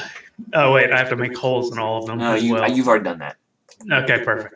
I mean, you guys got like what? It's like mid-afternoon, so it's like 2 to 3. You have till nightfall, which is like 7 or 8. So if you fail all of your attacks between then, you should just quit D&D. Put it that way. Yeah. All right. Well, I think it's about box o'clock. Let's get in here. Let's do it. Well, Unless we have something else. so real quick, I'm just going to hot box my box. Okay. Take a quick puff of rush. What did Now you keep buy? in mind, it's still only late afternoon now. It's supposed to take place at night. Oh. So you can see that from the warehouse in your light. You can see the light in this. While it's only dim light, it'll go dimmer. It will grow dimmer as the sun sets. So you can judge, when night is approaching, and hotbox appropriately. Okay. I'm just picturing him like ODing, and we open up a box. Alistair's that he was dead in, he's inside. passed out with a crack pipe beside it. Rats feasting on his flesh. Yeah. It is a nice Gandalf-y pipe. Okay. Now Fair you do move most of the straw out or away from you, so you don't accidentally set that on fire. Yeah. Also, I'm just like prestidigitationing on the tip of my finger. But yeah, so the sun is beginning to set. You can see it. You can see the change in the lighting of the warehouse. It's getting darker and darker, and actually, all of you don't have dark vision, so your vision is beginning more and more suppressed. Yeah. And it's rapidly approaching pitch black. Ooh, boy. So I'm assuming while you still have some light, you guys hop inside your boxes. Yup. All right, you begin to smoke it up. Yep. Alistair. All right, so you get about 6 to 7 puffs in, and you're beginning to feel the effects, man. And then How's it taste? what does it taste like? I would say it's very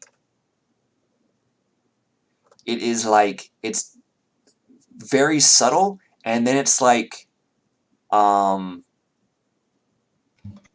sort of not exactly a punch to the face, but like it's like a shock. Like you smoke it for a bit and nothing happens, and then all of a sudden you can sense everything around you. Like you're like before this moment did I ever truly see the world? Like that sort of revelation. Unfortunately, you're like surrounded by pitch blackness and straw. So Yeah, the perfect place to do it. but you A foreign lamp. yeah, but you feel like in fact, as your sort of senses are realigning to this change in them, you begin to hear, just for your passive perception, you hear the door open, one of the side doors open.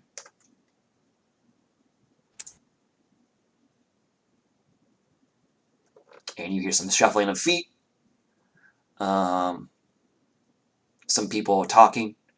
One guy is like, it's dumb, gotta be here. Night, I get paid.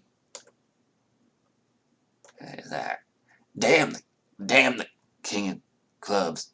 There, guys like, careful, careful you don't let him hear that. He has a way of dealing with disgruntled workers. He says, I know, I'm just waiting for my time. But they begin to sort of looking out of your peoples and listening. They're like sort of cleaning up a little bit the clearing area, the 30 by 30, like sort of like sweeping it, stuff like that. Setting up. They get some lights going as well, like it's one, or sorry, a couple, so they can see. They come in with a torch. Sorry, lantern. They set that up. They get some more lights out. They start dusting, clean a little bit to make it somewhat presentable. They say, "All right, I think we're ready. What time is it?" And they're like, "I don't know." The other guy's like, "I don't know." And he says, "But they said they'd be coming shortly after." And then, true to their word, what they say, you guys wait a few moments as they're sort of like sitting in some chairs they have found, waiting. The bay doors open slightly, and you hear some more individuals approaching.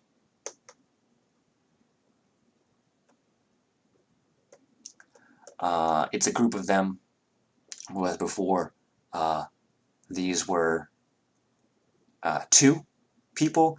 You think this is a group of about 6. I'm sorry, this is a group of about 2 individuals. This is a group of 3, and they. Sorry. Back up. I'm sorry that I'm this way, but so the same door they came in, 3 more individuals come. You can see them. One is a hooded individual, and they greet them and say, "Well," they say, about time." They're like, "You got the." It's like, "Everything good on your end?" I'm like, "Yes." And then the hooded individual says, "Yes, thank you for cleaning up the place a bit. Sometimes, the allergies get to me." Well, so glad I could accommodate you. And then this hooded individual goes around the perimeter of this 30 by 30 space and starts doing some stuff you guys can't really see because of your positioning and your sight or your peephole is not that big. So he's sort of like sometimes walking in between your guys' field of view and walking out of it, but you can very clearly see he's doing something along the perimeter of this clearing. And the other guys don't really question it, leave him to his own devices. But after a while he's finished. He goes, "There, we should be warded now against any interlopers." Oh.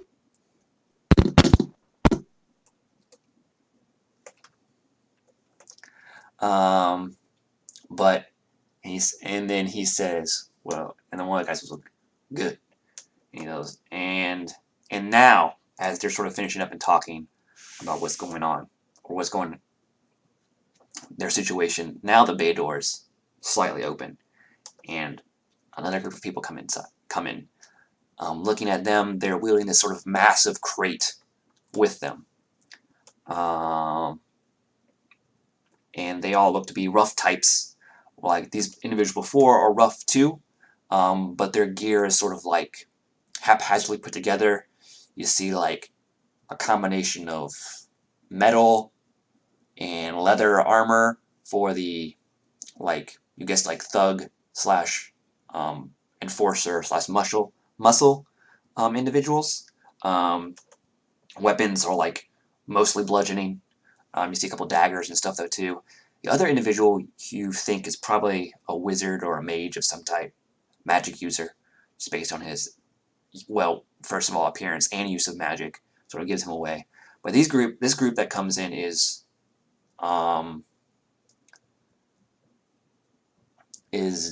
different than them. They're sort of more put together as a group. They have like a more cohesive, as it were. They have like looks like a standard uniform. It's like black leather gear. Their weapons are a variety of things, but they have like daggers. They have short swords. They got a lot of weapons strapped to their bodies. But you see them approach this clearing, and the wizard waves them forward.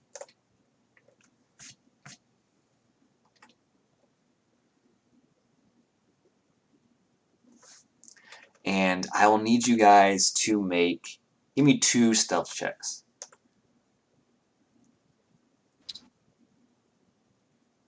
Oh no. Aja, you rolled a 2, too high.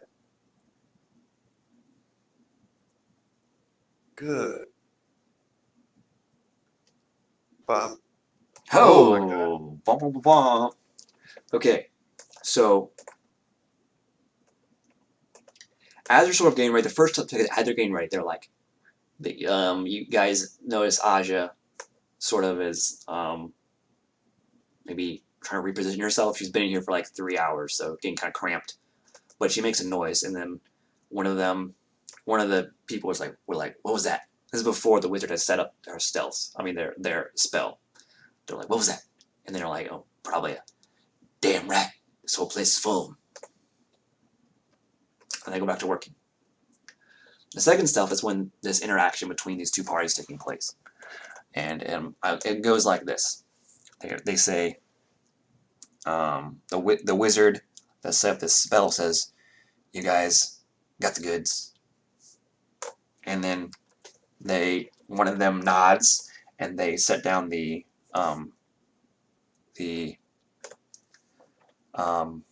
crate and open it up with some crowbars. He steps forward and inspects it, stroking his chin, seems not as satisfied, and nods. And then one of them replies back in a gruff voice, "You got the coin." And he says, "Yes, of course." And he like snaps his fingers, and one of those people comes forward with a pouch of gold. And then the people that brought the crates say, "Pleasure doing business with you." But as they're handing the gold over, let's say you, Alistair, start because you're hotboxing. You start to cough. Okay. And Aja's repositioning herself again. And the sound you guys make sets off the wizard's alarm spell that he set up. And then he, like, you see him like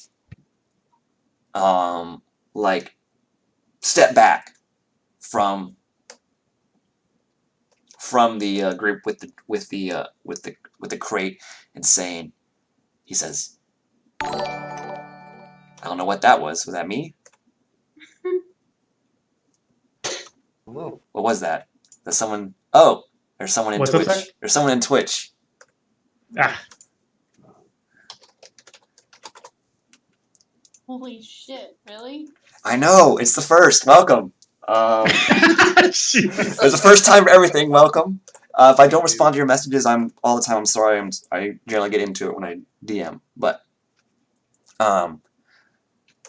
and so he sort of recoils from this other person that's with their hand out, sort of waiting for him to put the money in, and he says, "You're trying to double cross us. Got people lying in wait." And when he says that, shit. they all pull their weapons out, and it turns into like a standoff because they're all drawing weapons in their prices. "I don't know what the hell you're talking about." Man. And they're all pulling their weapons out. And then as they're doing that, very apparently getting ready to fight as you guys are witnessing all of this, so taking it all in, the wizard is very clearly trying to keep an eye on these people in front of him, as well as your group, hidden away in these crates throughout the warehouse. And as they're like getting ready to brawl, essentially, you hear this sort of humming noise, like almost hauntingly echo throughout the warehouse. And they all stop and like are looking around, like, what is that? And then all of you hear, almost if someone's behind you and whispering into your ear, you hear something in Elvish. I speak Elvish. Okay. It says, "Sing my song." It's like barely a whisper. Okay. And as soon as you hear that, one of the wizards says, "What is that supposed to?" And then there is a bolt in his throat, and he falls down dead. He starts gurgling up blood, and just falls down dead, transfixed. And everyone is sitting there dumbfounded by exactly what just happened. And then there is a veritable hail of bolts and ranged weapons being thrown from a variety of locations around this clearing. You're not exactly sure who or what or how many individuals are doing this, but in just a few seconds time they managed to kill these 10 hardened individuals without revealing themselves to the now deceased as well as yourself. Can I try and take a look around to see anybody? Yeah, same. And as soon as the last body hits the floor, you, Alistair, hear someone walking towards the clearing from the shadows. And you guys see a figure, but you can't really make out who it is due to the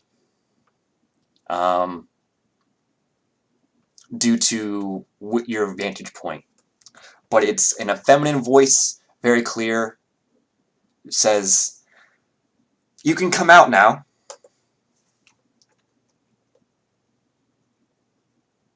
Well, Yeah, I'll pop the old top open and stand up in the box.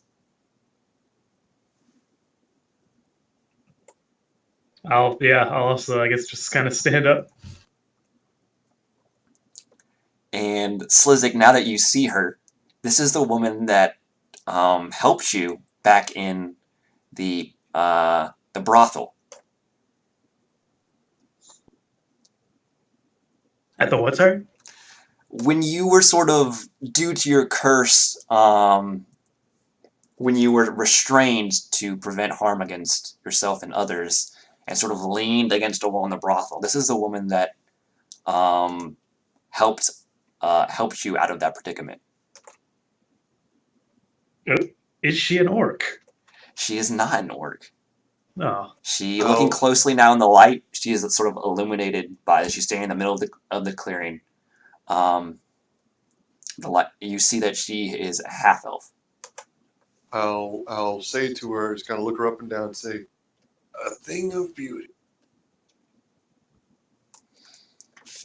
She seems surprised by that, and you can see that in her reaction, but she says, she returns the phrase, "Is a joy forever."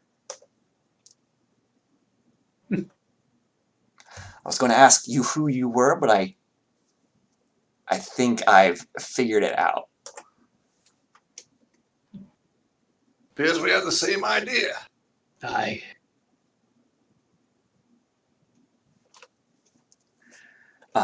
She says, "Well, yes, I don't recognize you. Who are you?" You don't recognize me? Am I supposed to? Oh! Most people would recognize. As you sort of step out, I'm guessing you step out into the light. She says, oh, you. Did you have a good time? Oh, goodness, yes. Orcs really know how to throw a party. Well, fantasy, you didn't happen to see us coming, did you? No, but I knew you were there. Okay. So, it appears we have our proof of the King of Clubs and his little dealings. Well, They're all dead now. Is there any, like, can I search them and see, is there any, like, physical, Yeah, is there a Yeah. shipment or a box? like, Well, evidence or there anything? is evidence here, but she's more interested in who you are because you have still not exactly answered her question. Ah. Yes, the classic D&D where all social graces go out the window and you don't even give them your name for the first 20 minutes. Yeah, Yeah. My name is Like- Slizik. she nods and says, "Well, nice to see you again, Slizik.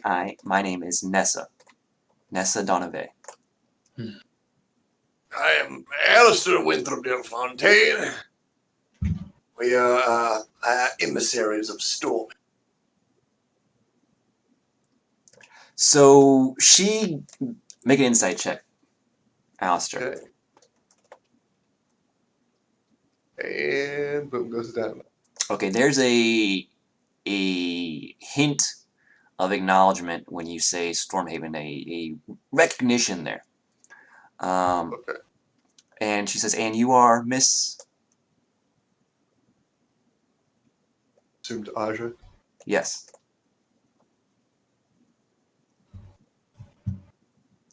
Aja, are you there? Are you muted? No, I'm sorry. I was getting a beer. Yeah, I'm Aja Roston. It was a pleasure to meet you all. Like I said, I am Nessa Donave. So, what exactly are you doing here? Well, I know who you work for, obviously. how much? Oh, I don't know how much I trust this person.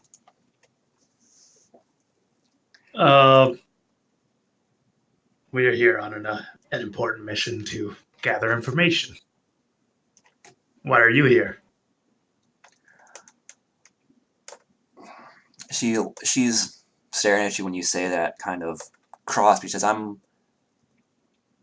following up some leads on the King of Clubs about his sudden rise in power. And I was told a deal was going down,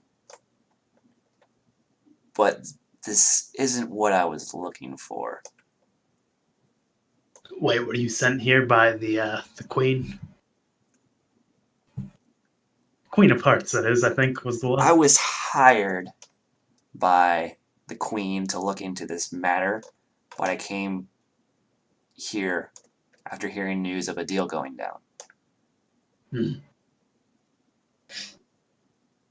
Is there, can I just look around? Like, is there any crates or anything they were trading or anything? Yes, there was a massive crate they were trading, and it has been opened. She has Can I already looked see what's inside. That's inside? why she has said this is not what I was looking for. Can I see what's in there? Yes. There's a cavalcade of drugs. Excellent. Like, Tweak selection pales in comparison. Simply because, just the amount, like, he obviously can't carry all this in it on his person because there's too much of it. It's like, a person could be high on this stuff for weeks. Ooh. Is that a challenge? I mean, he says, so you came here looking for drugs, not the other thing. Well, we came here because we were led to believe that we might find information that we sought. Not necessarily regarding drugs, I'll be honest. The strange weapon shipment. Any bells? So when you do say that, she says, "Oh, so you are looking for the same thing as me then?" Well, it appears so. Why are you looking for this? Is this the Queen of Hearts? Well, why does anyone do anything? Money. That's okay. Yeah, that's fair. I had thought to go about this in a more roundabout way,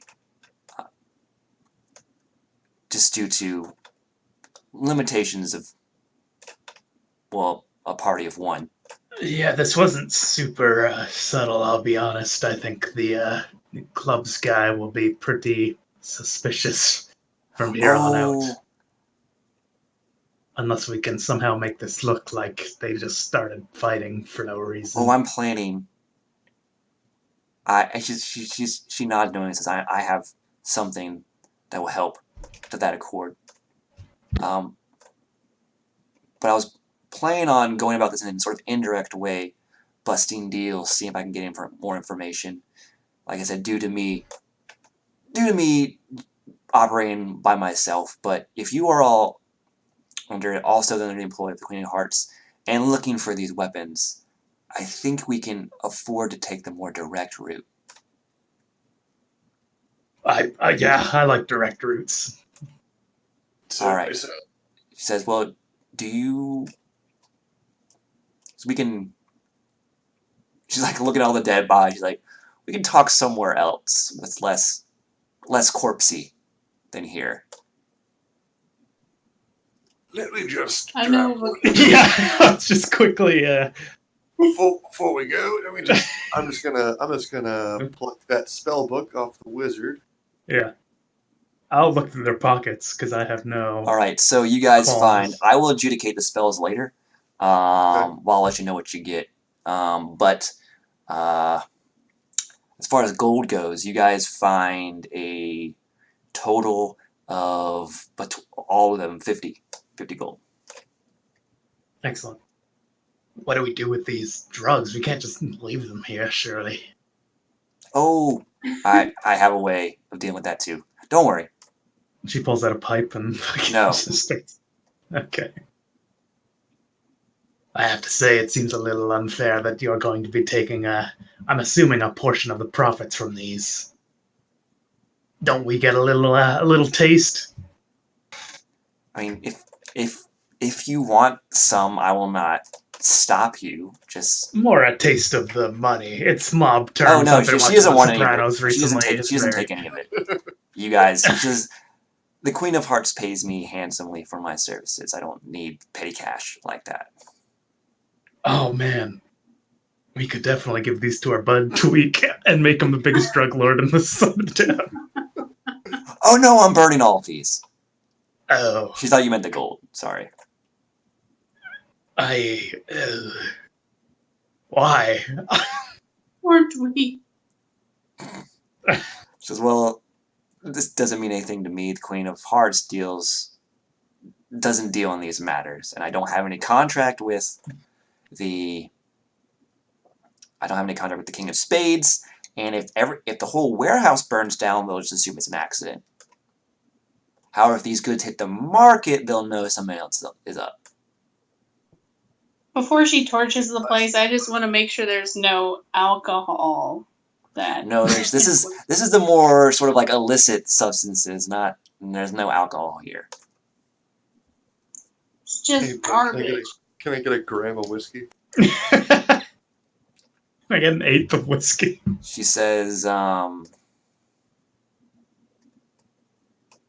it should be all... Wait, do you guys... She says, if the report says right, it should be mostly fury, but some rush thrown in as well.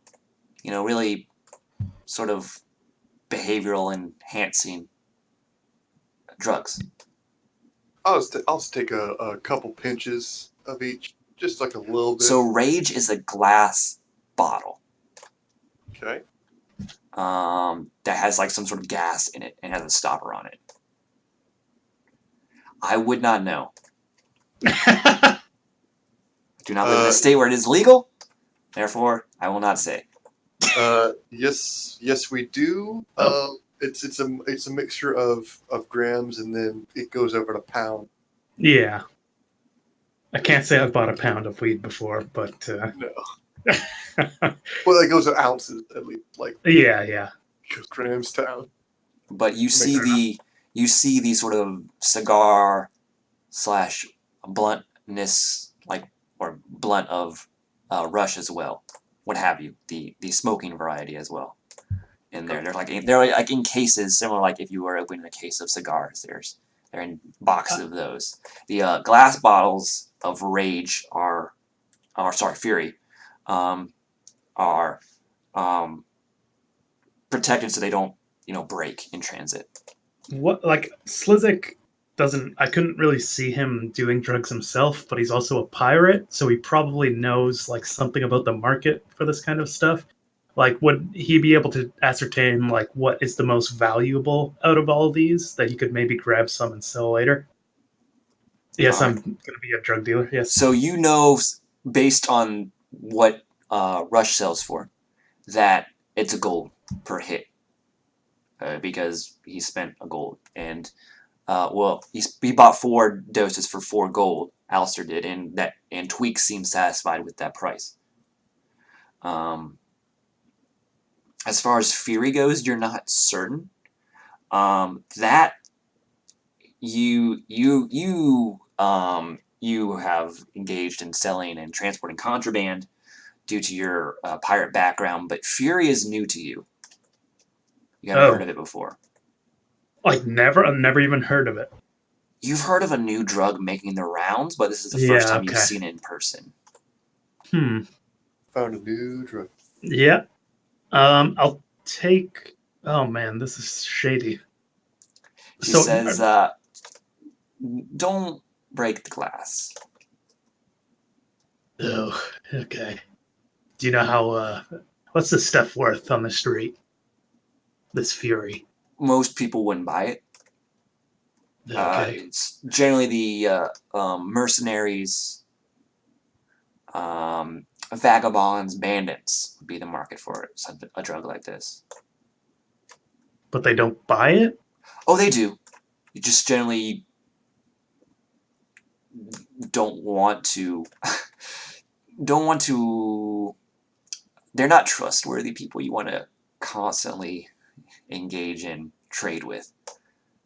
So if I'm taking this right, if I'm deducing correctly, this is not exactly something recreational. More of a No. mercenaries battle potion or some such. Yes. I've done some research on this.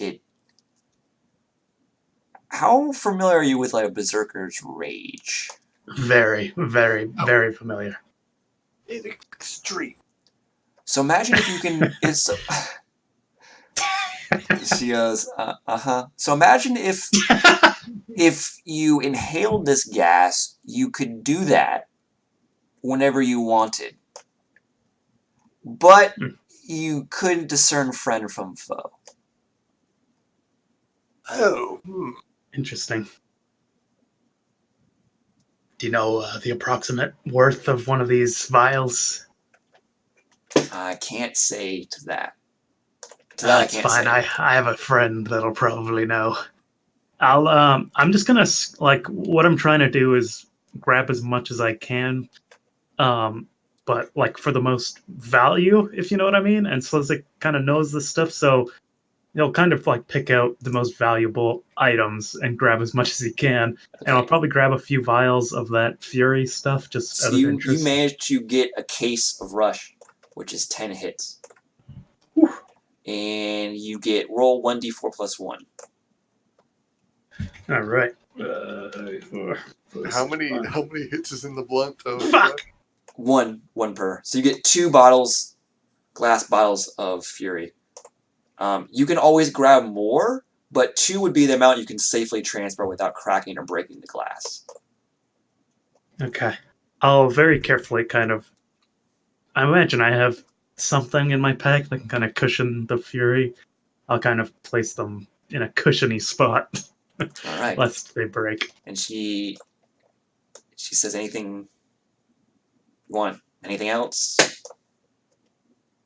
I mean, what do we do now? I guess this was kind of our lead on the weapons. I have something else that needs a group to pull off. So I was wondering if we could talk more about that somewhere else, not here. Right. Sorry. Let's do that. Well, we have a room, right? Or we know a room. A gross, disgusting... Is it secure, or is it like you pay a few coppers for a place to... It's a room in a bar. So no. Probably not, no. I mean, could we go back to the Queen of Hearts place? Or would that be a She bit generally doesn't presumptuous? entertain guests like that. Yeah. What about the ship? Do we still have the ship around? Or did I they have take a off? place we can stay. Okay, let's just do that. Okay.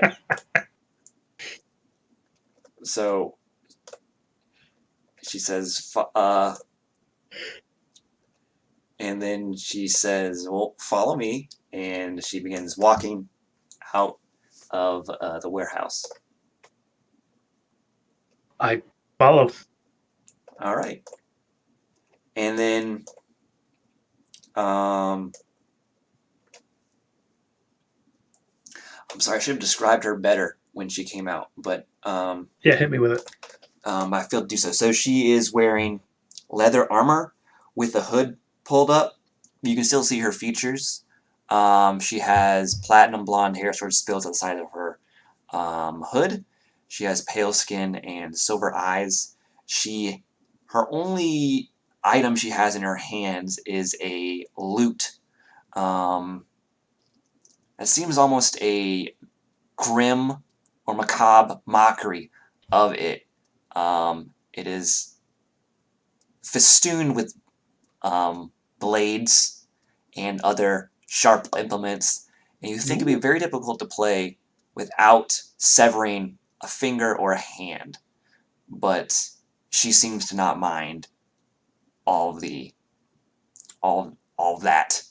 The loot is also inlaid with mithril that you guys recognize because you're also wearing or wielding weapons or armor made of that as well.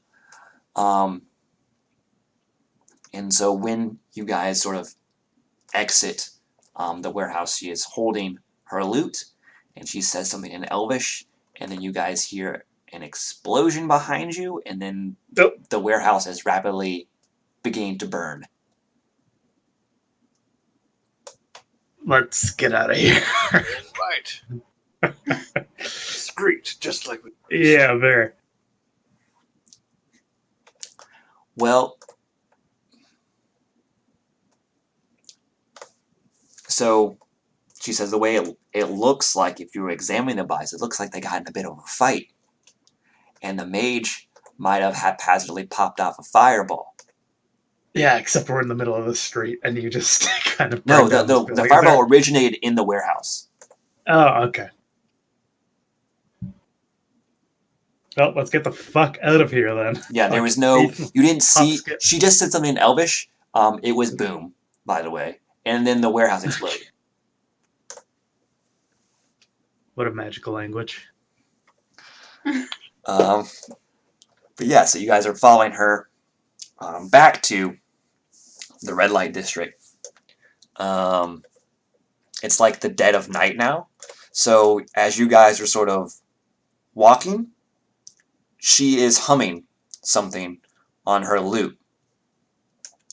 And That's not how lutes work. She's humming something while playing her lute, like just like plinking away on it. And you see a bunch of guys pass you, rushing towards this warehouse on fire, but none of them pay you any mind.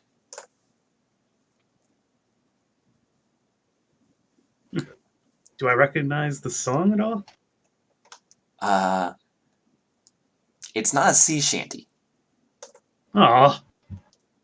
Yes, unfortunate. But you guys make your way back to the red light district.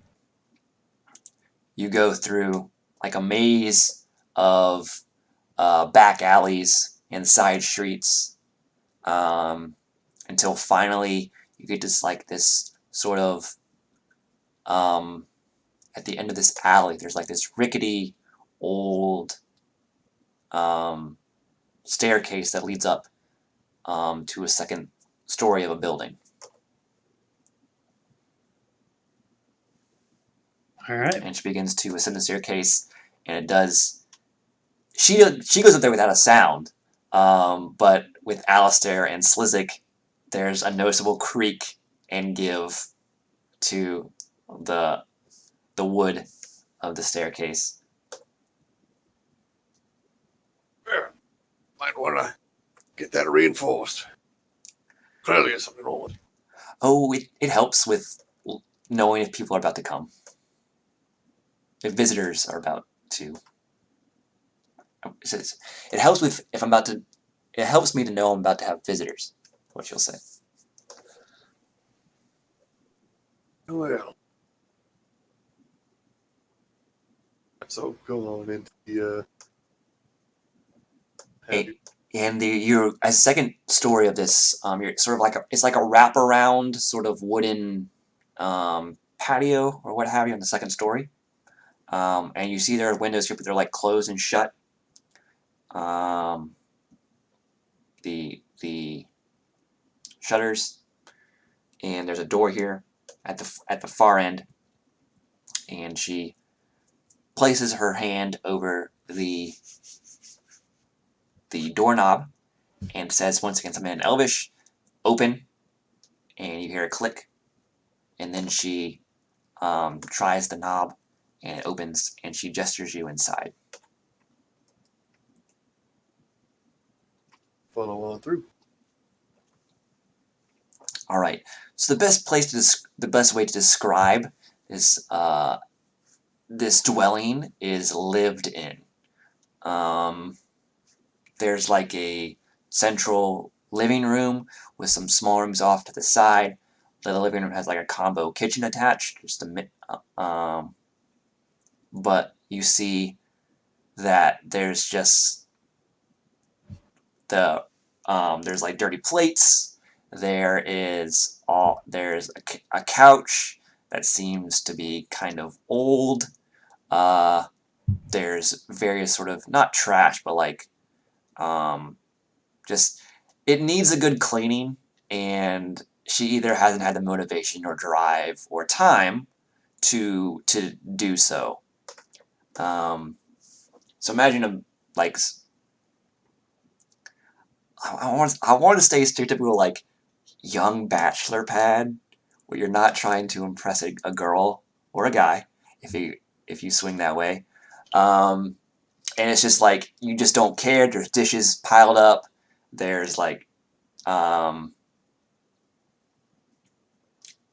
like a stack, a D&D equivalent to a stack of pizza boxes, like that sort of thing, is the vibe you guys get. Gotcha. And she does light or a lantern, or some candles that illuminate the room for you, because she notices that she is the only one with dark vision. But as you sort of enter in and take this all in, she says, well, apologies for the mess, but I wasn't exactly expecting company. Feel free to rest here for the night in any one of these adjacent rooms. We can talk more in the morning. All right, let it die down for a bit. Sure.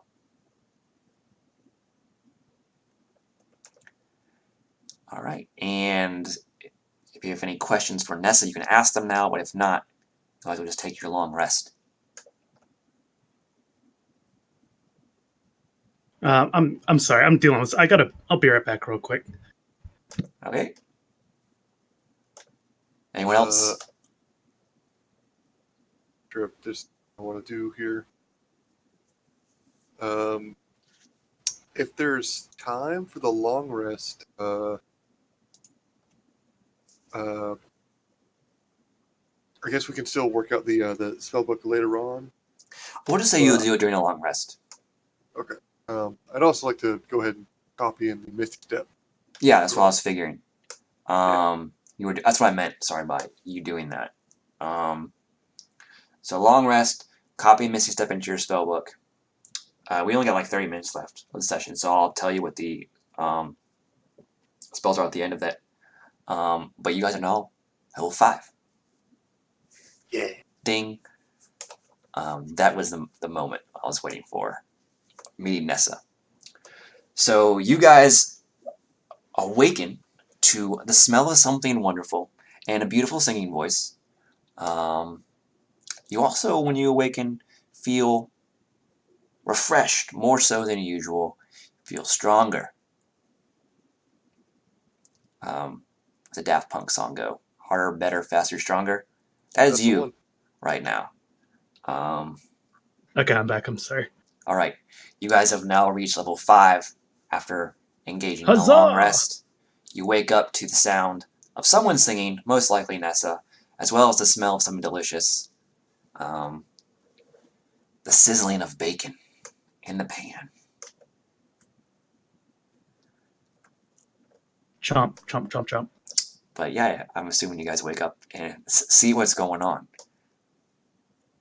Yeah. Mm-hmm. Stick around. Okay, you guys enter once again into the common room. You see Nessa in the kitchen making breakfast for you all.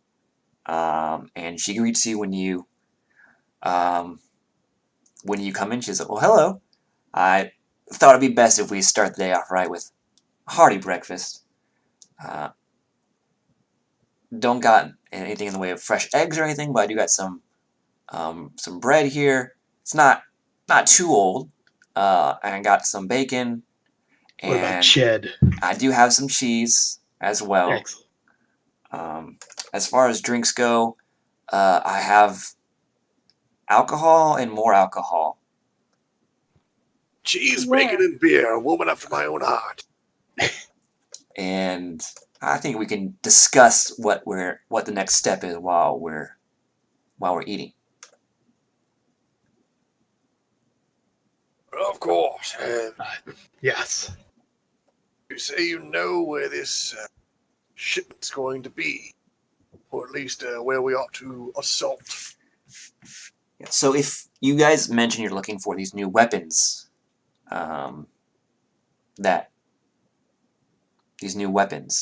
and the Queen of Hearts is worried that there is a connection between these weapons and the King of Clubs. That's whoever's buying these, making these, what have you, is the reason he's gaining in prominence. If that's the case, my face is sort of well known to the King of Clubs' people. So if you're trying to find these weapons or their whereabouts or what have you, I think the most direct route is the best. And that would quite simply be to infiltrate the Norathian embassy and either take the ambassadors there hostage or interrogate them Oh, this is so about the good. whereabouts of said weapons. Oh, this is so good. Unfortunately, there's quite a number of guards there, Oh which my is god, why yes! it's a big job, more so than one person can handle. And I was looking for trustworthy individuals to help me. So, No, sorry, she would there's say help going- me. She would say to assist in the operation. There's going to be a huge amount of guys to fight, and then at the end I get to interrogate, in quotes, somebody. Did you make this mission just for me? No, but I'm glad you're on Oh my board. god, I'm so happy. Just so I do have the ability to sort of plant a suggestion in someone's mind as to make them come forward and confess, but it really feels unfair, and I feel like I'd be depriving my friend here of... Well, there are more than one ambassador. So, I mean, you could start with that spell on someone Oh, that's so good. while he works on the others. Yes! Oh, we each get our own. Yeah. Yes. Oh, Oh, wonderful. Are we... Because I believe there's 3 in total. Ooh, Aja can take one. I guess we do have other companions. Are they still at the brothel, I guess? They're with you. They for purposes of story, they have followed you in a fugue-like state. Sure. So weird how they do that, isn't it? Yeah, it's weird. They don't say anything. You can't interact with them, but they're still there, lurking, always present. Very disconcerting.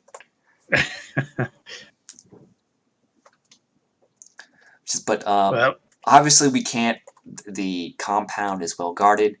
It's located on the sort of in the rich district, so we can't sort of assault it midday. Once again, we're looking at another night operation. this is just the best. Thank you. This is a gift.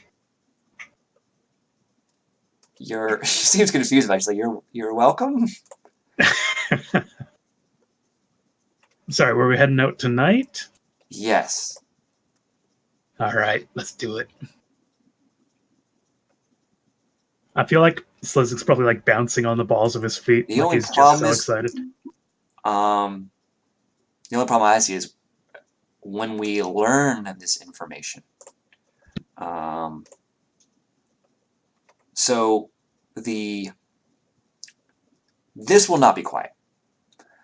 And when we learn, No, absolutely not. and when we learn this information from the ambassadors as well as assault the embassy, whereas the incident last night can be written off as a deal gone bad, this will not be that. Especially when combined with last night's incident, the King of Clubs will definitely know that something is up. So This is also definitely going to be like an international incident. Is this going to like start a war? Like, Norath isn't going to be happy. no one starts a war with Rydal. Okay. I fear that the war may be coming regardless. I don't doubt that. Yeah. I mean, there was nothing to provoke the attack. Yeah, she said, I don't know about the situation outside of Rydal itself, but historically, no one attacks Rydal. People usually attack Stormhaven. It seems pretty crazy, but it has She happened. says, "Are you guys from Stormhaven? You talk about it a lot." They've said we're emissaries from Stormhaven. Oh, right, I forgot you said that. This is DM speaking, not her. Yeah. Says, "Seems like a cushy gig. How'd you get that?" A Not cushy Isn't that gig. awesome? cushy. Do you see these muscles right now? That's how. I mean, I've seen other. I've seen similarly muscled individuals before. It's pretty impressive, but not terribly. So I'll say. Well, there was I know a guy who knows a guy. we had various nightmares prophetic of slaughter and towns being razed, burned, and people being executed. Turns out they came true, and this horrible army possessing dark magic and newfangled weapons is amassing and appears to be hell-bent on taking over completely unprovoked city-states within their own rights. And so here we are to rally the forces. oh, so I see. Well, if we find definitive proof that Norath is behind the upset in power, the merchant kings and queen of Rydal would most likely censure Norath or help Stormhaven directly or indirectly. Well, I know that this city deals in money and follows it wherever it goes.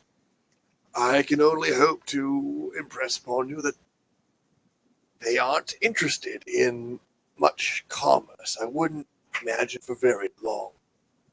Aye. You can certainly attempt to stave off the invasion. Good. But eventually those those weapons will be turned against the people here. It's just The only help well, it's not. we have is a united front. It's not. It's not for me to decide. I don't deal on those macro issues. More of a micro issue person. Sure, but I fear this attitude of whatever gets me paid may spell the destruction of this entire city. Oh no! See, the kings and queen think about stuff like this, and they have profit margins and all this accountant speak, and they do employ a mercenary army, but you know it's expensive to deploy them, and if they can get the protection of Stormhaven or other city-states, that works for them as well. If mass genocide of people is generally bad for business, so I can't imagine they'd go along with Norath if there's definitive proof they're behind this. This is probably a dumb question, but from like through the context of what I've seen as a pirate, like I've probably visited Norath a couple times. Like, are they swimming in gold? Like, what's their situation? Like, how do they make their money? Like, are they more They like are. would they be able to threaten like this mercenary company that is essentially this town's only like they're like Corinth So pretty much. you don't. Rydal employs like the kings and queens have like their. When she says mercenary, she means more like private army, where they have these. Right, but It's not okay. Stormhaven level, but it's enough to defend the city in their interests. They also have a very large fleet. It's mostly merchant ships, and or it's mostly a ramshackle amount of ships. They don't have a standing navy per se.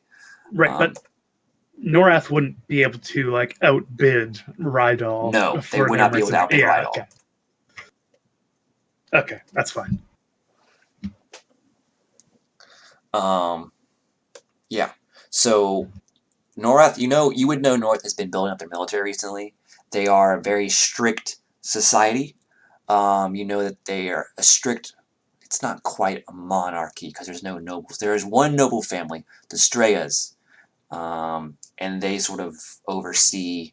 The head of the family sort of is like the king, like in perpetuity until he passes. Then it goes to his firstborn, and so on and so forth. But there are no problems of succession because any outliers are dealt with. Would I know how Norath makes its money? Just because that'd be good to know in war times to see if we could maybe kind of cripple them somehow. Do I know like what they're famous for? Well, they have a port that borders the Shimmering Sea, so they get a lot of traffic, especially from Rydal. As well, they sort of control entrance and exit from the Silver Strand River, which is like the main river of Avarice here. So mainly trade. Yeah, it's trade. They have some farming as well, some forestry, fishing. They do manufacturers and stuff too. Most of these cities are self-sustaining as far as things they need to support their population. But as far as enough stuff for them to start exporting and selling to other city-states, their surplus definitely the stuff I mentioned previously. They also have a small town across the river called Tanith that is sort of a protectorate of theirs as well. A lot of more farming and forestry there as well. Okay.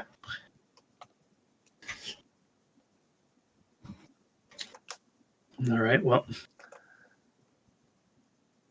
And as you guys are eating and she's discussing this stuff with you, you guys get.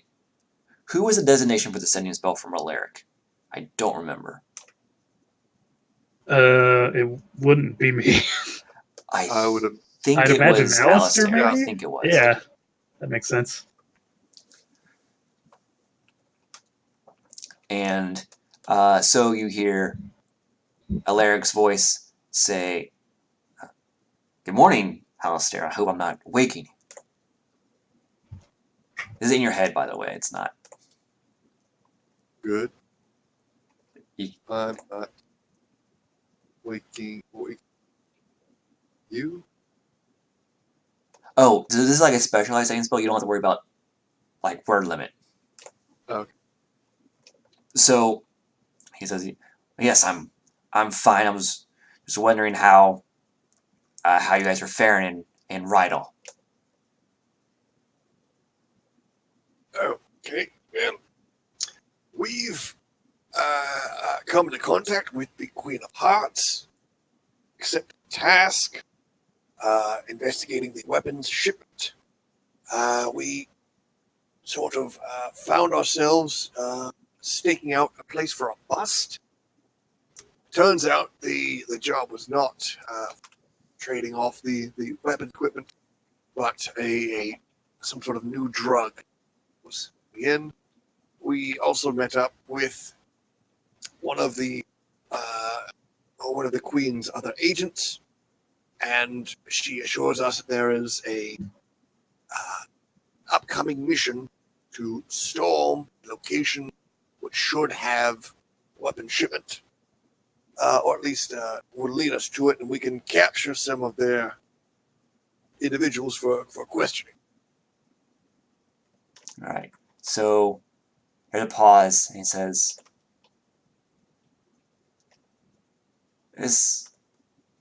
I just want to be sure.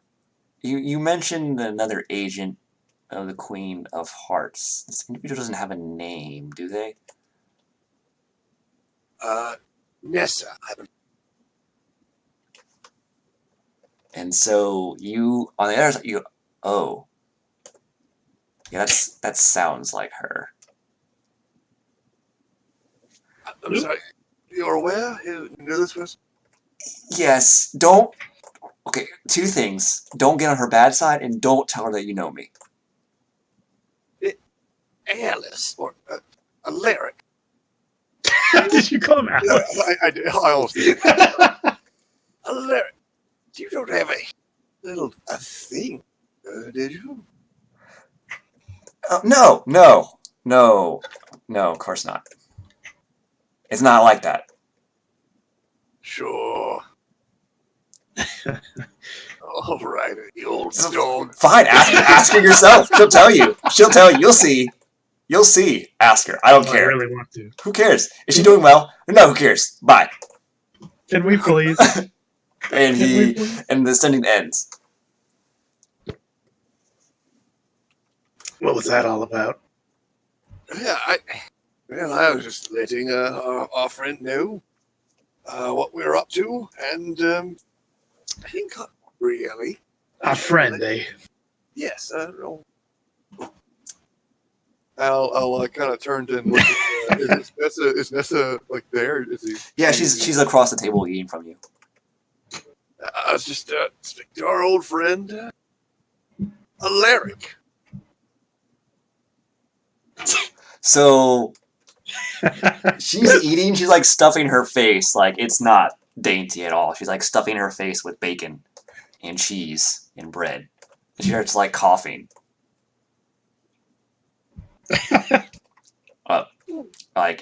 Not quite choking, but she coughs. And then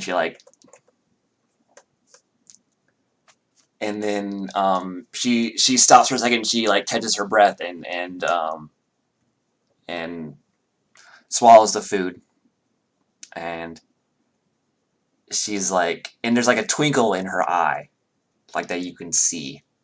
Alistair. She says, You guys know Alaric? You said you were from Stormhaven, but I didn't know he made it back there. Oh yes, certainly did. Bit of a trek. You took with him? Oh, is he still his usual uptight, self-righteous self? My God, you can only imagine. She sort of like, it's like a predatory smile when you say that. It's like, she's like, have you tried asking him about his love life? It's hilarious how he responds. You know, it didn't come up He did have a little. He had some reason to be a little down in the dumps for a while. Some family business. It didn't quite come up.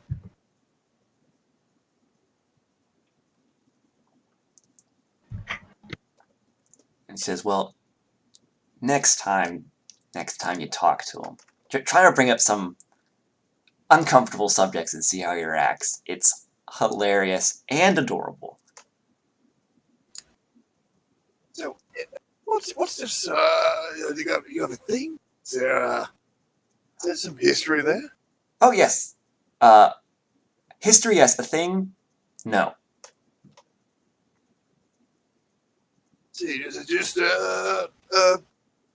traveling companions, adventurers type deal? Yeah, I would say friends. Okay.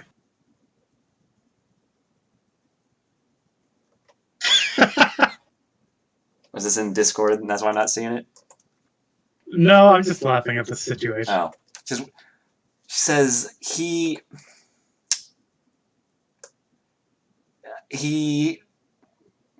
and it's like, if there was something there, it's not on my end, and I never made any attempts to, unless I was teasing him. He doesn't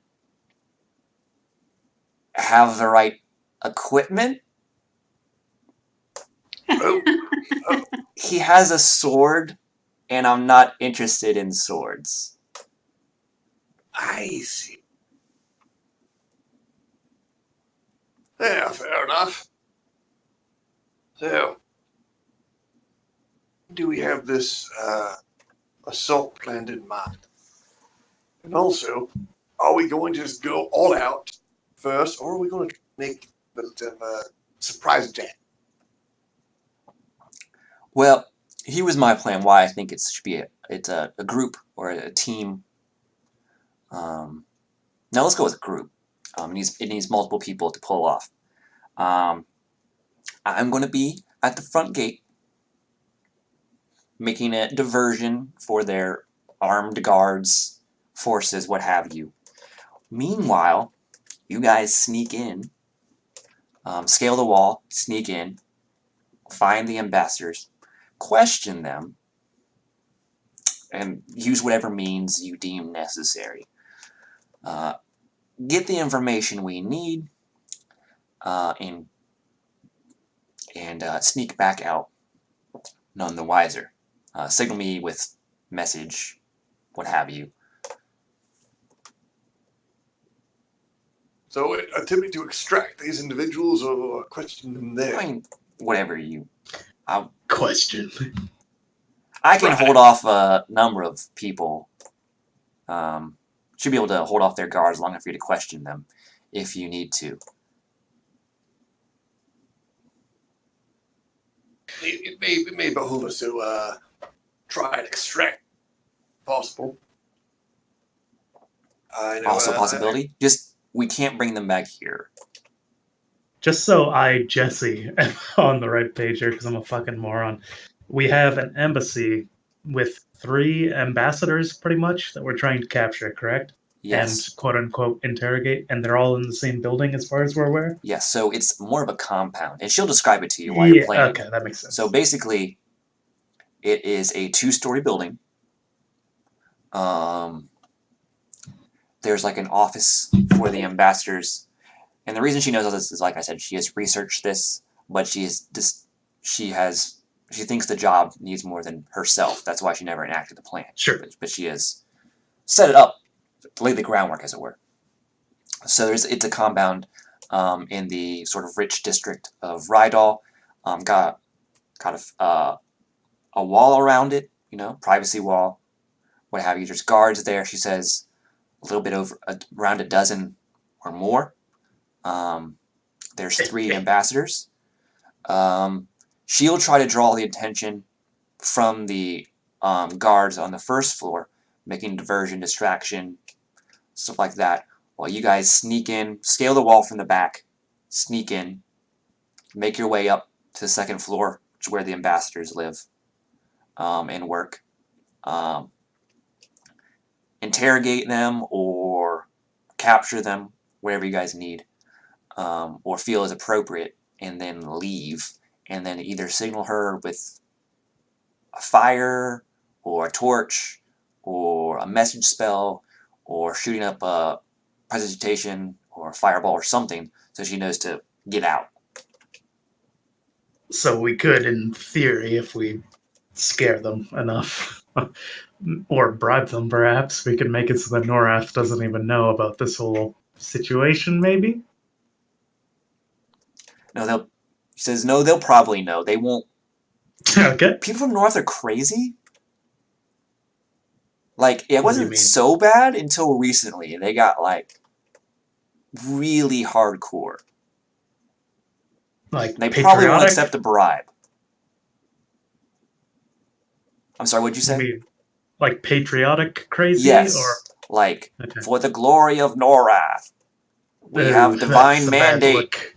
to take over all of Avarice to Oh, bring about the next future of all the new future of all the sentient races. It falls on us to do as we are the chosen man. ones.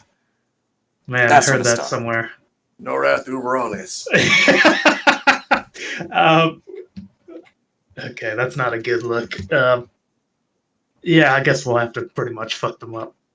I do have, so I have the ability to do what I've done before, the Pass Without Trace.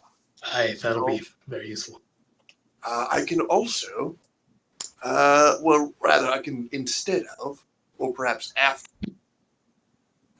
cast invisibility on up to 2. It could be helpful. This is always another option, especially Aye. the drop on one of these key targets. You know, in fact, I could, cast invisibility on myself, grab one of these people, and then use another spell I just learned, Misty Step, out of whatever room they're holding, and take off. He says, that sounds like a good plan. You got enough, I don't know what the D&D equivalent of, like, gas in the tank for that, though, is what she says, though. Like, you're not going to, because keep in mind, they're going to know something's up after we hit this embassy, regardless of what happens or how it goes down. So if we do find the location of these weapons, we're going to need to hit it the same night. As a judge of my own abilities, of course, as you should know, at least, there are several tiers of spells, as categorized in the Taxonomy Arcana. And in the Taxonomy Arcana, the Pass Without Trace spell falls within tier 2. So I can do. she has the eyes glazed over look, and she's like, nerd. Tier 2, I can cast up to 3 times. Tier 3, I can do to 2 times. Tier Now 1, I'm glazed over. And she's like, well, I just sing and people do things for me, or it kills things. So your way works too, I guess. What is the... I feel like the question is, like, what is the distraction here? How much time do we have? Could we just interrogate them in the building? Oh yeah, I'll try to. I mean, I won't try to kill these people because I don't think it's necessary. But I can buy you enough time. What was the distraction? Well, I'm going to make a lot of loud noises, and then I'm going to taunt them, and then I'm going to make their brains hurt for a bit, and make them see things, make them fight against each other. I got a lot of stuff planned. Yeah, Okay. ambitious. I mean, do we take them somewhere else, or do we just bust them up in that building? I would be more comfortable. We can just take them out, extract them quick, and get out of there. Because there's a limit of time. We could only get so much information out of them.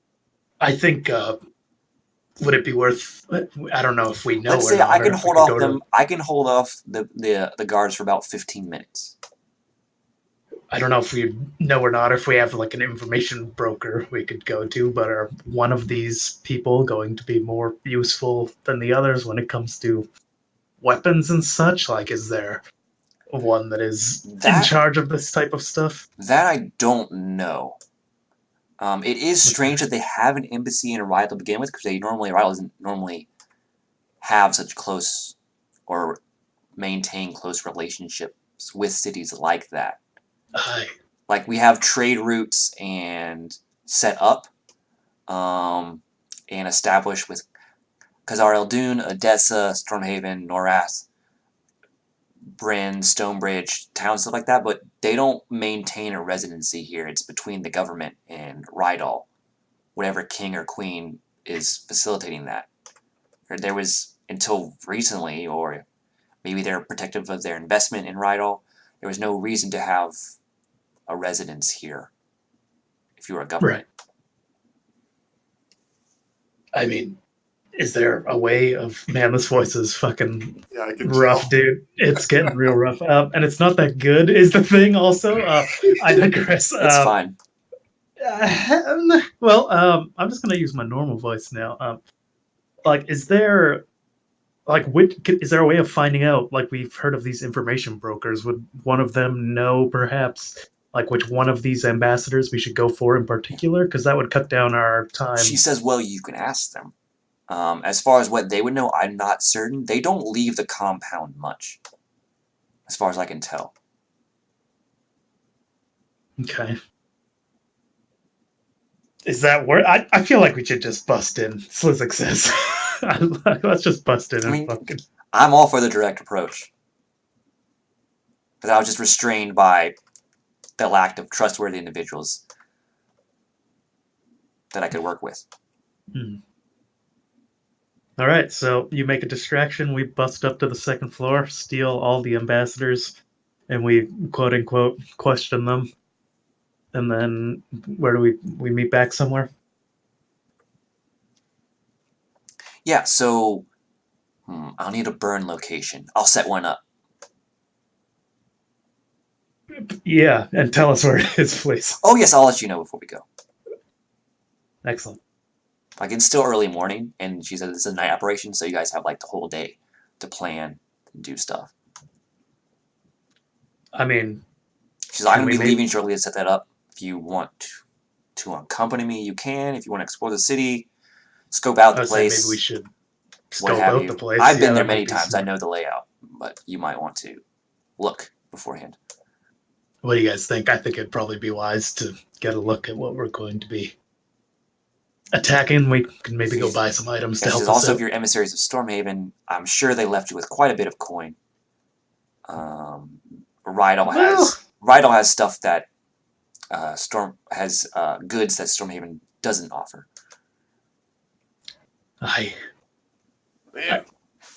We could check it out and maybe pick up some stuff to help us on our way here. What do y'all think?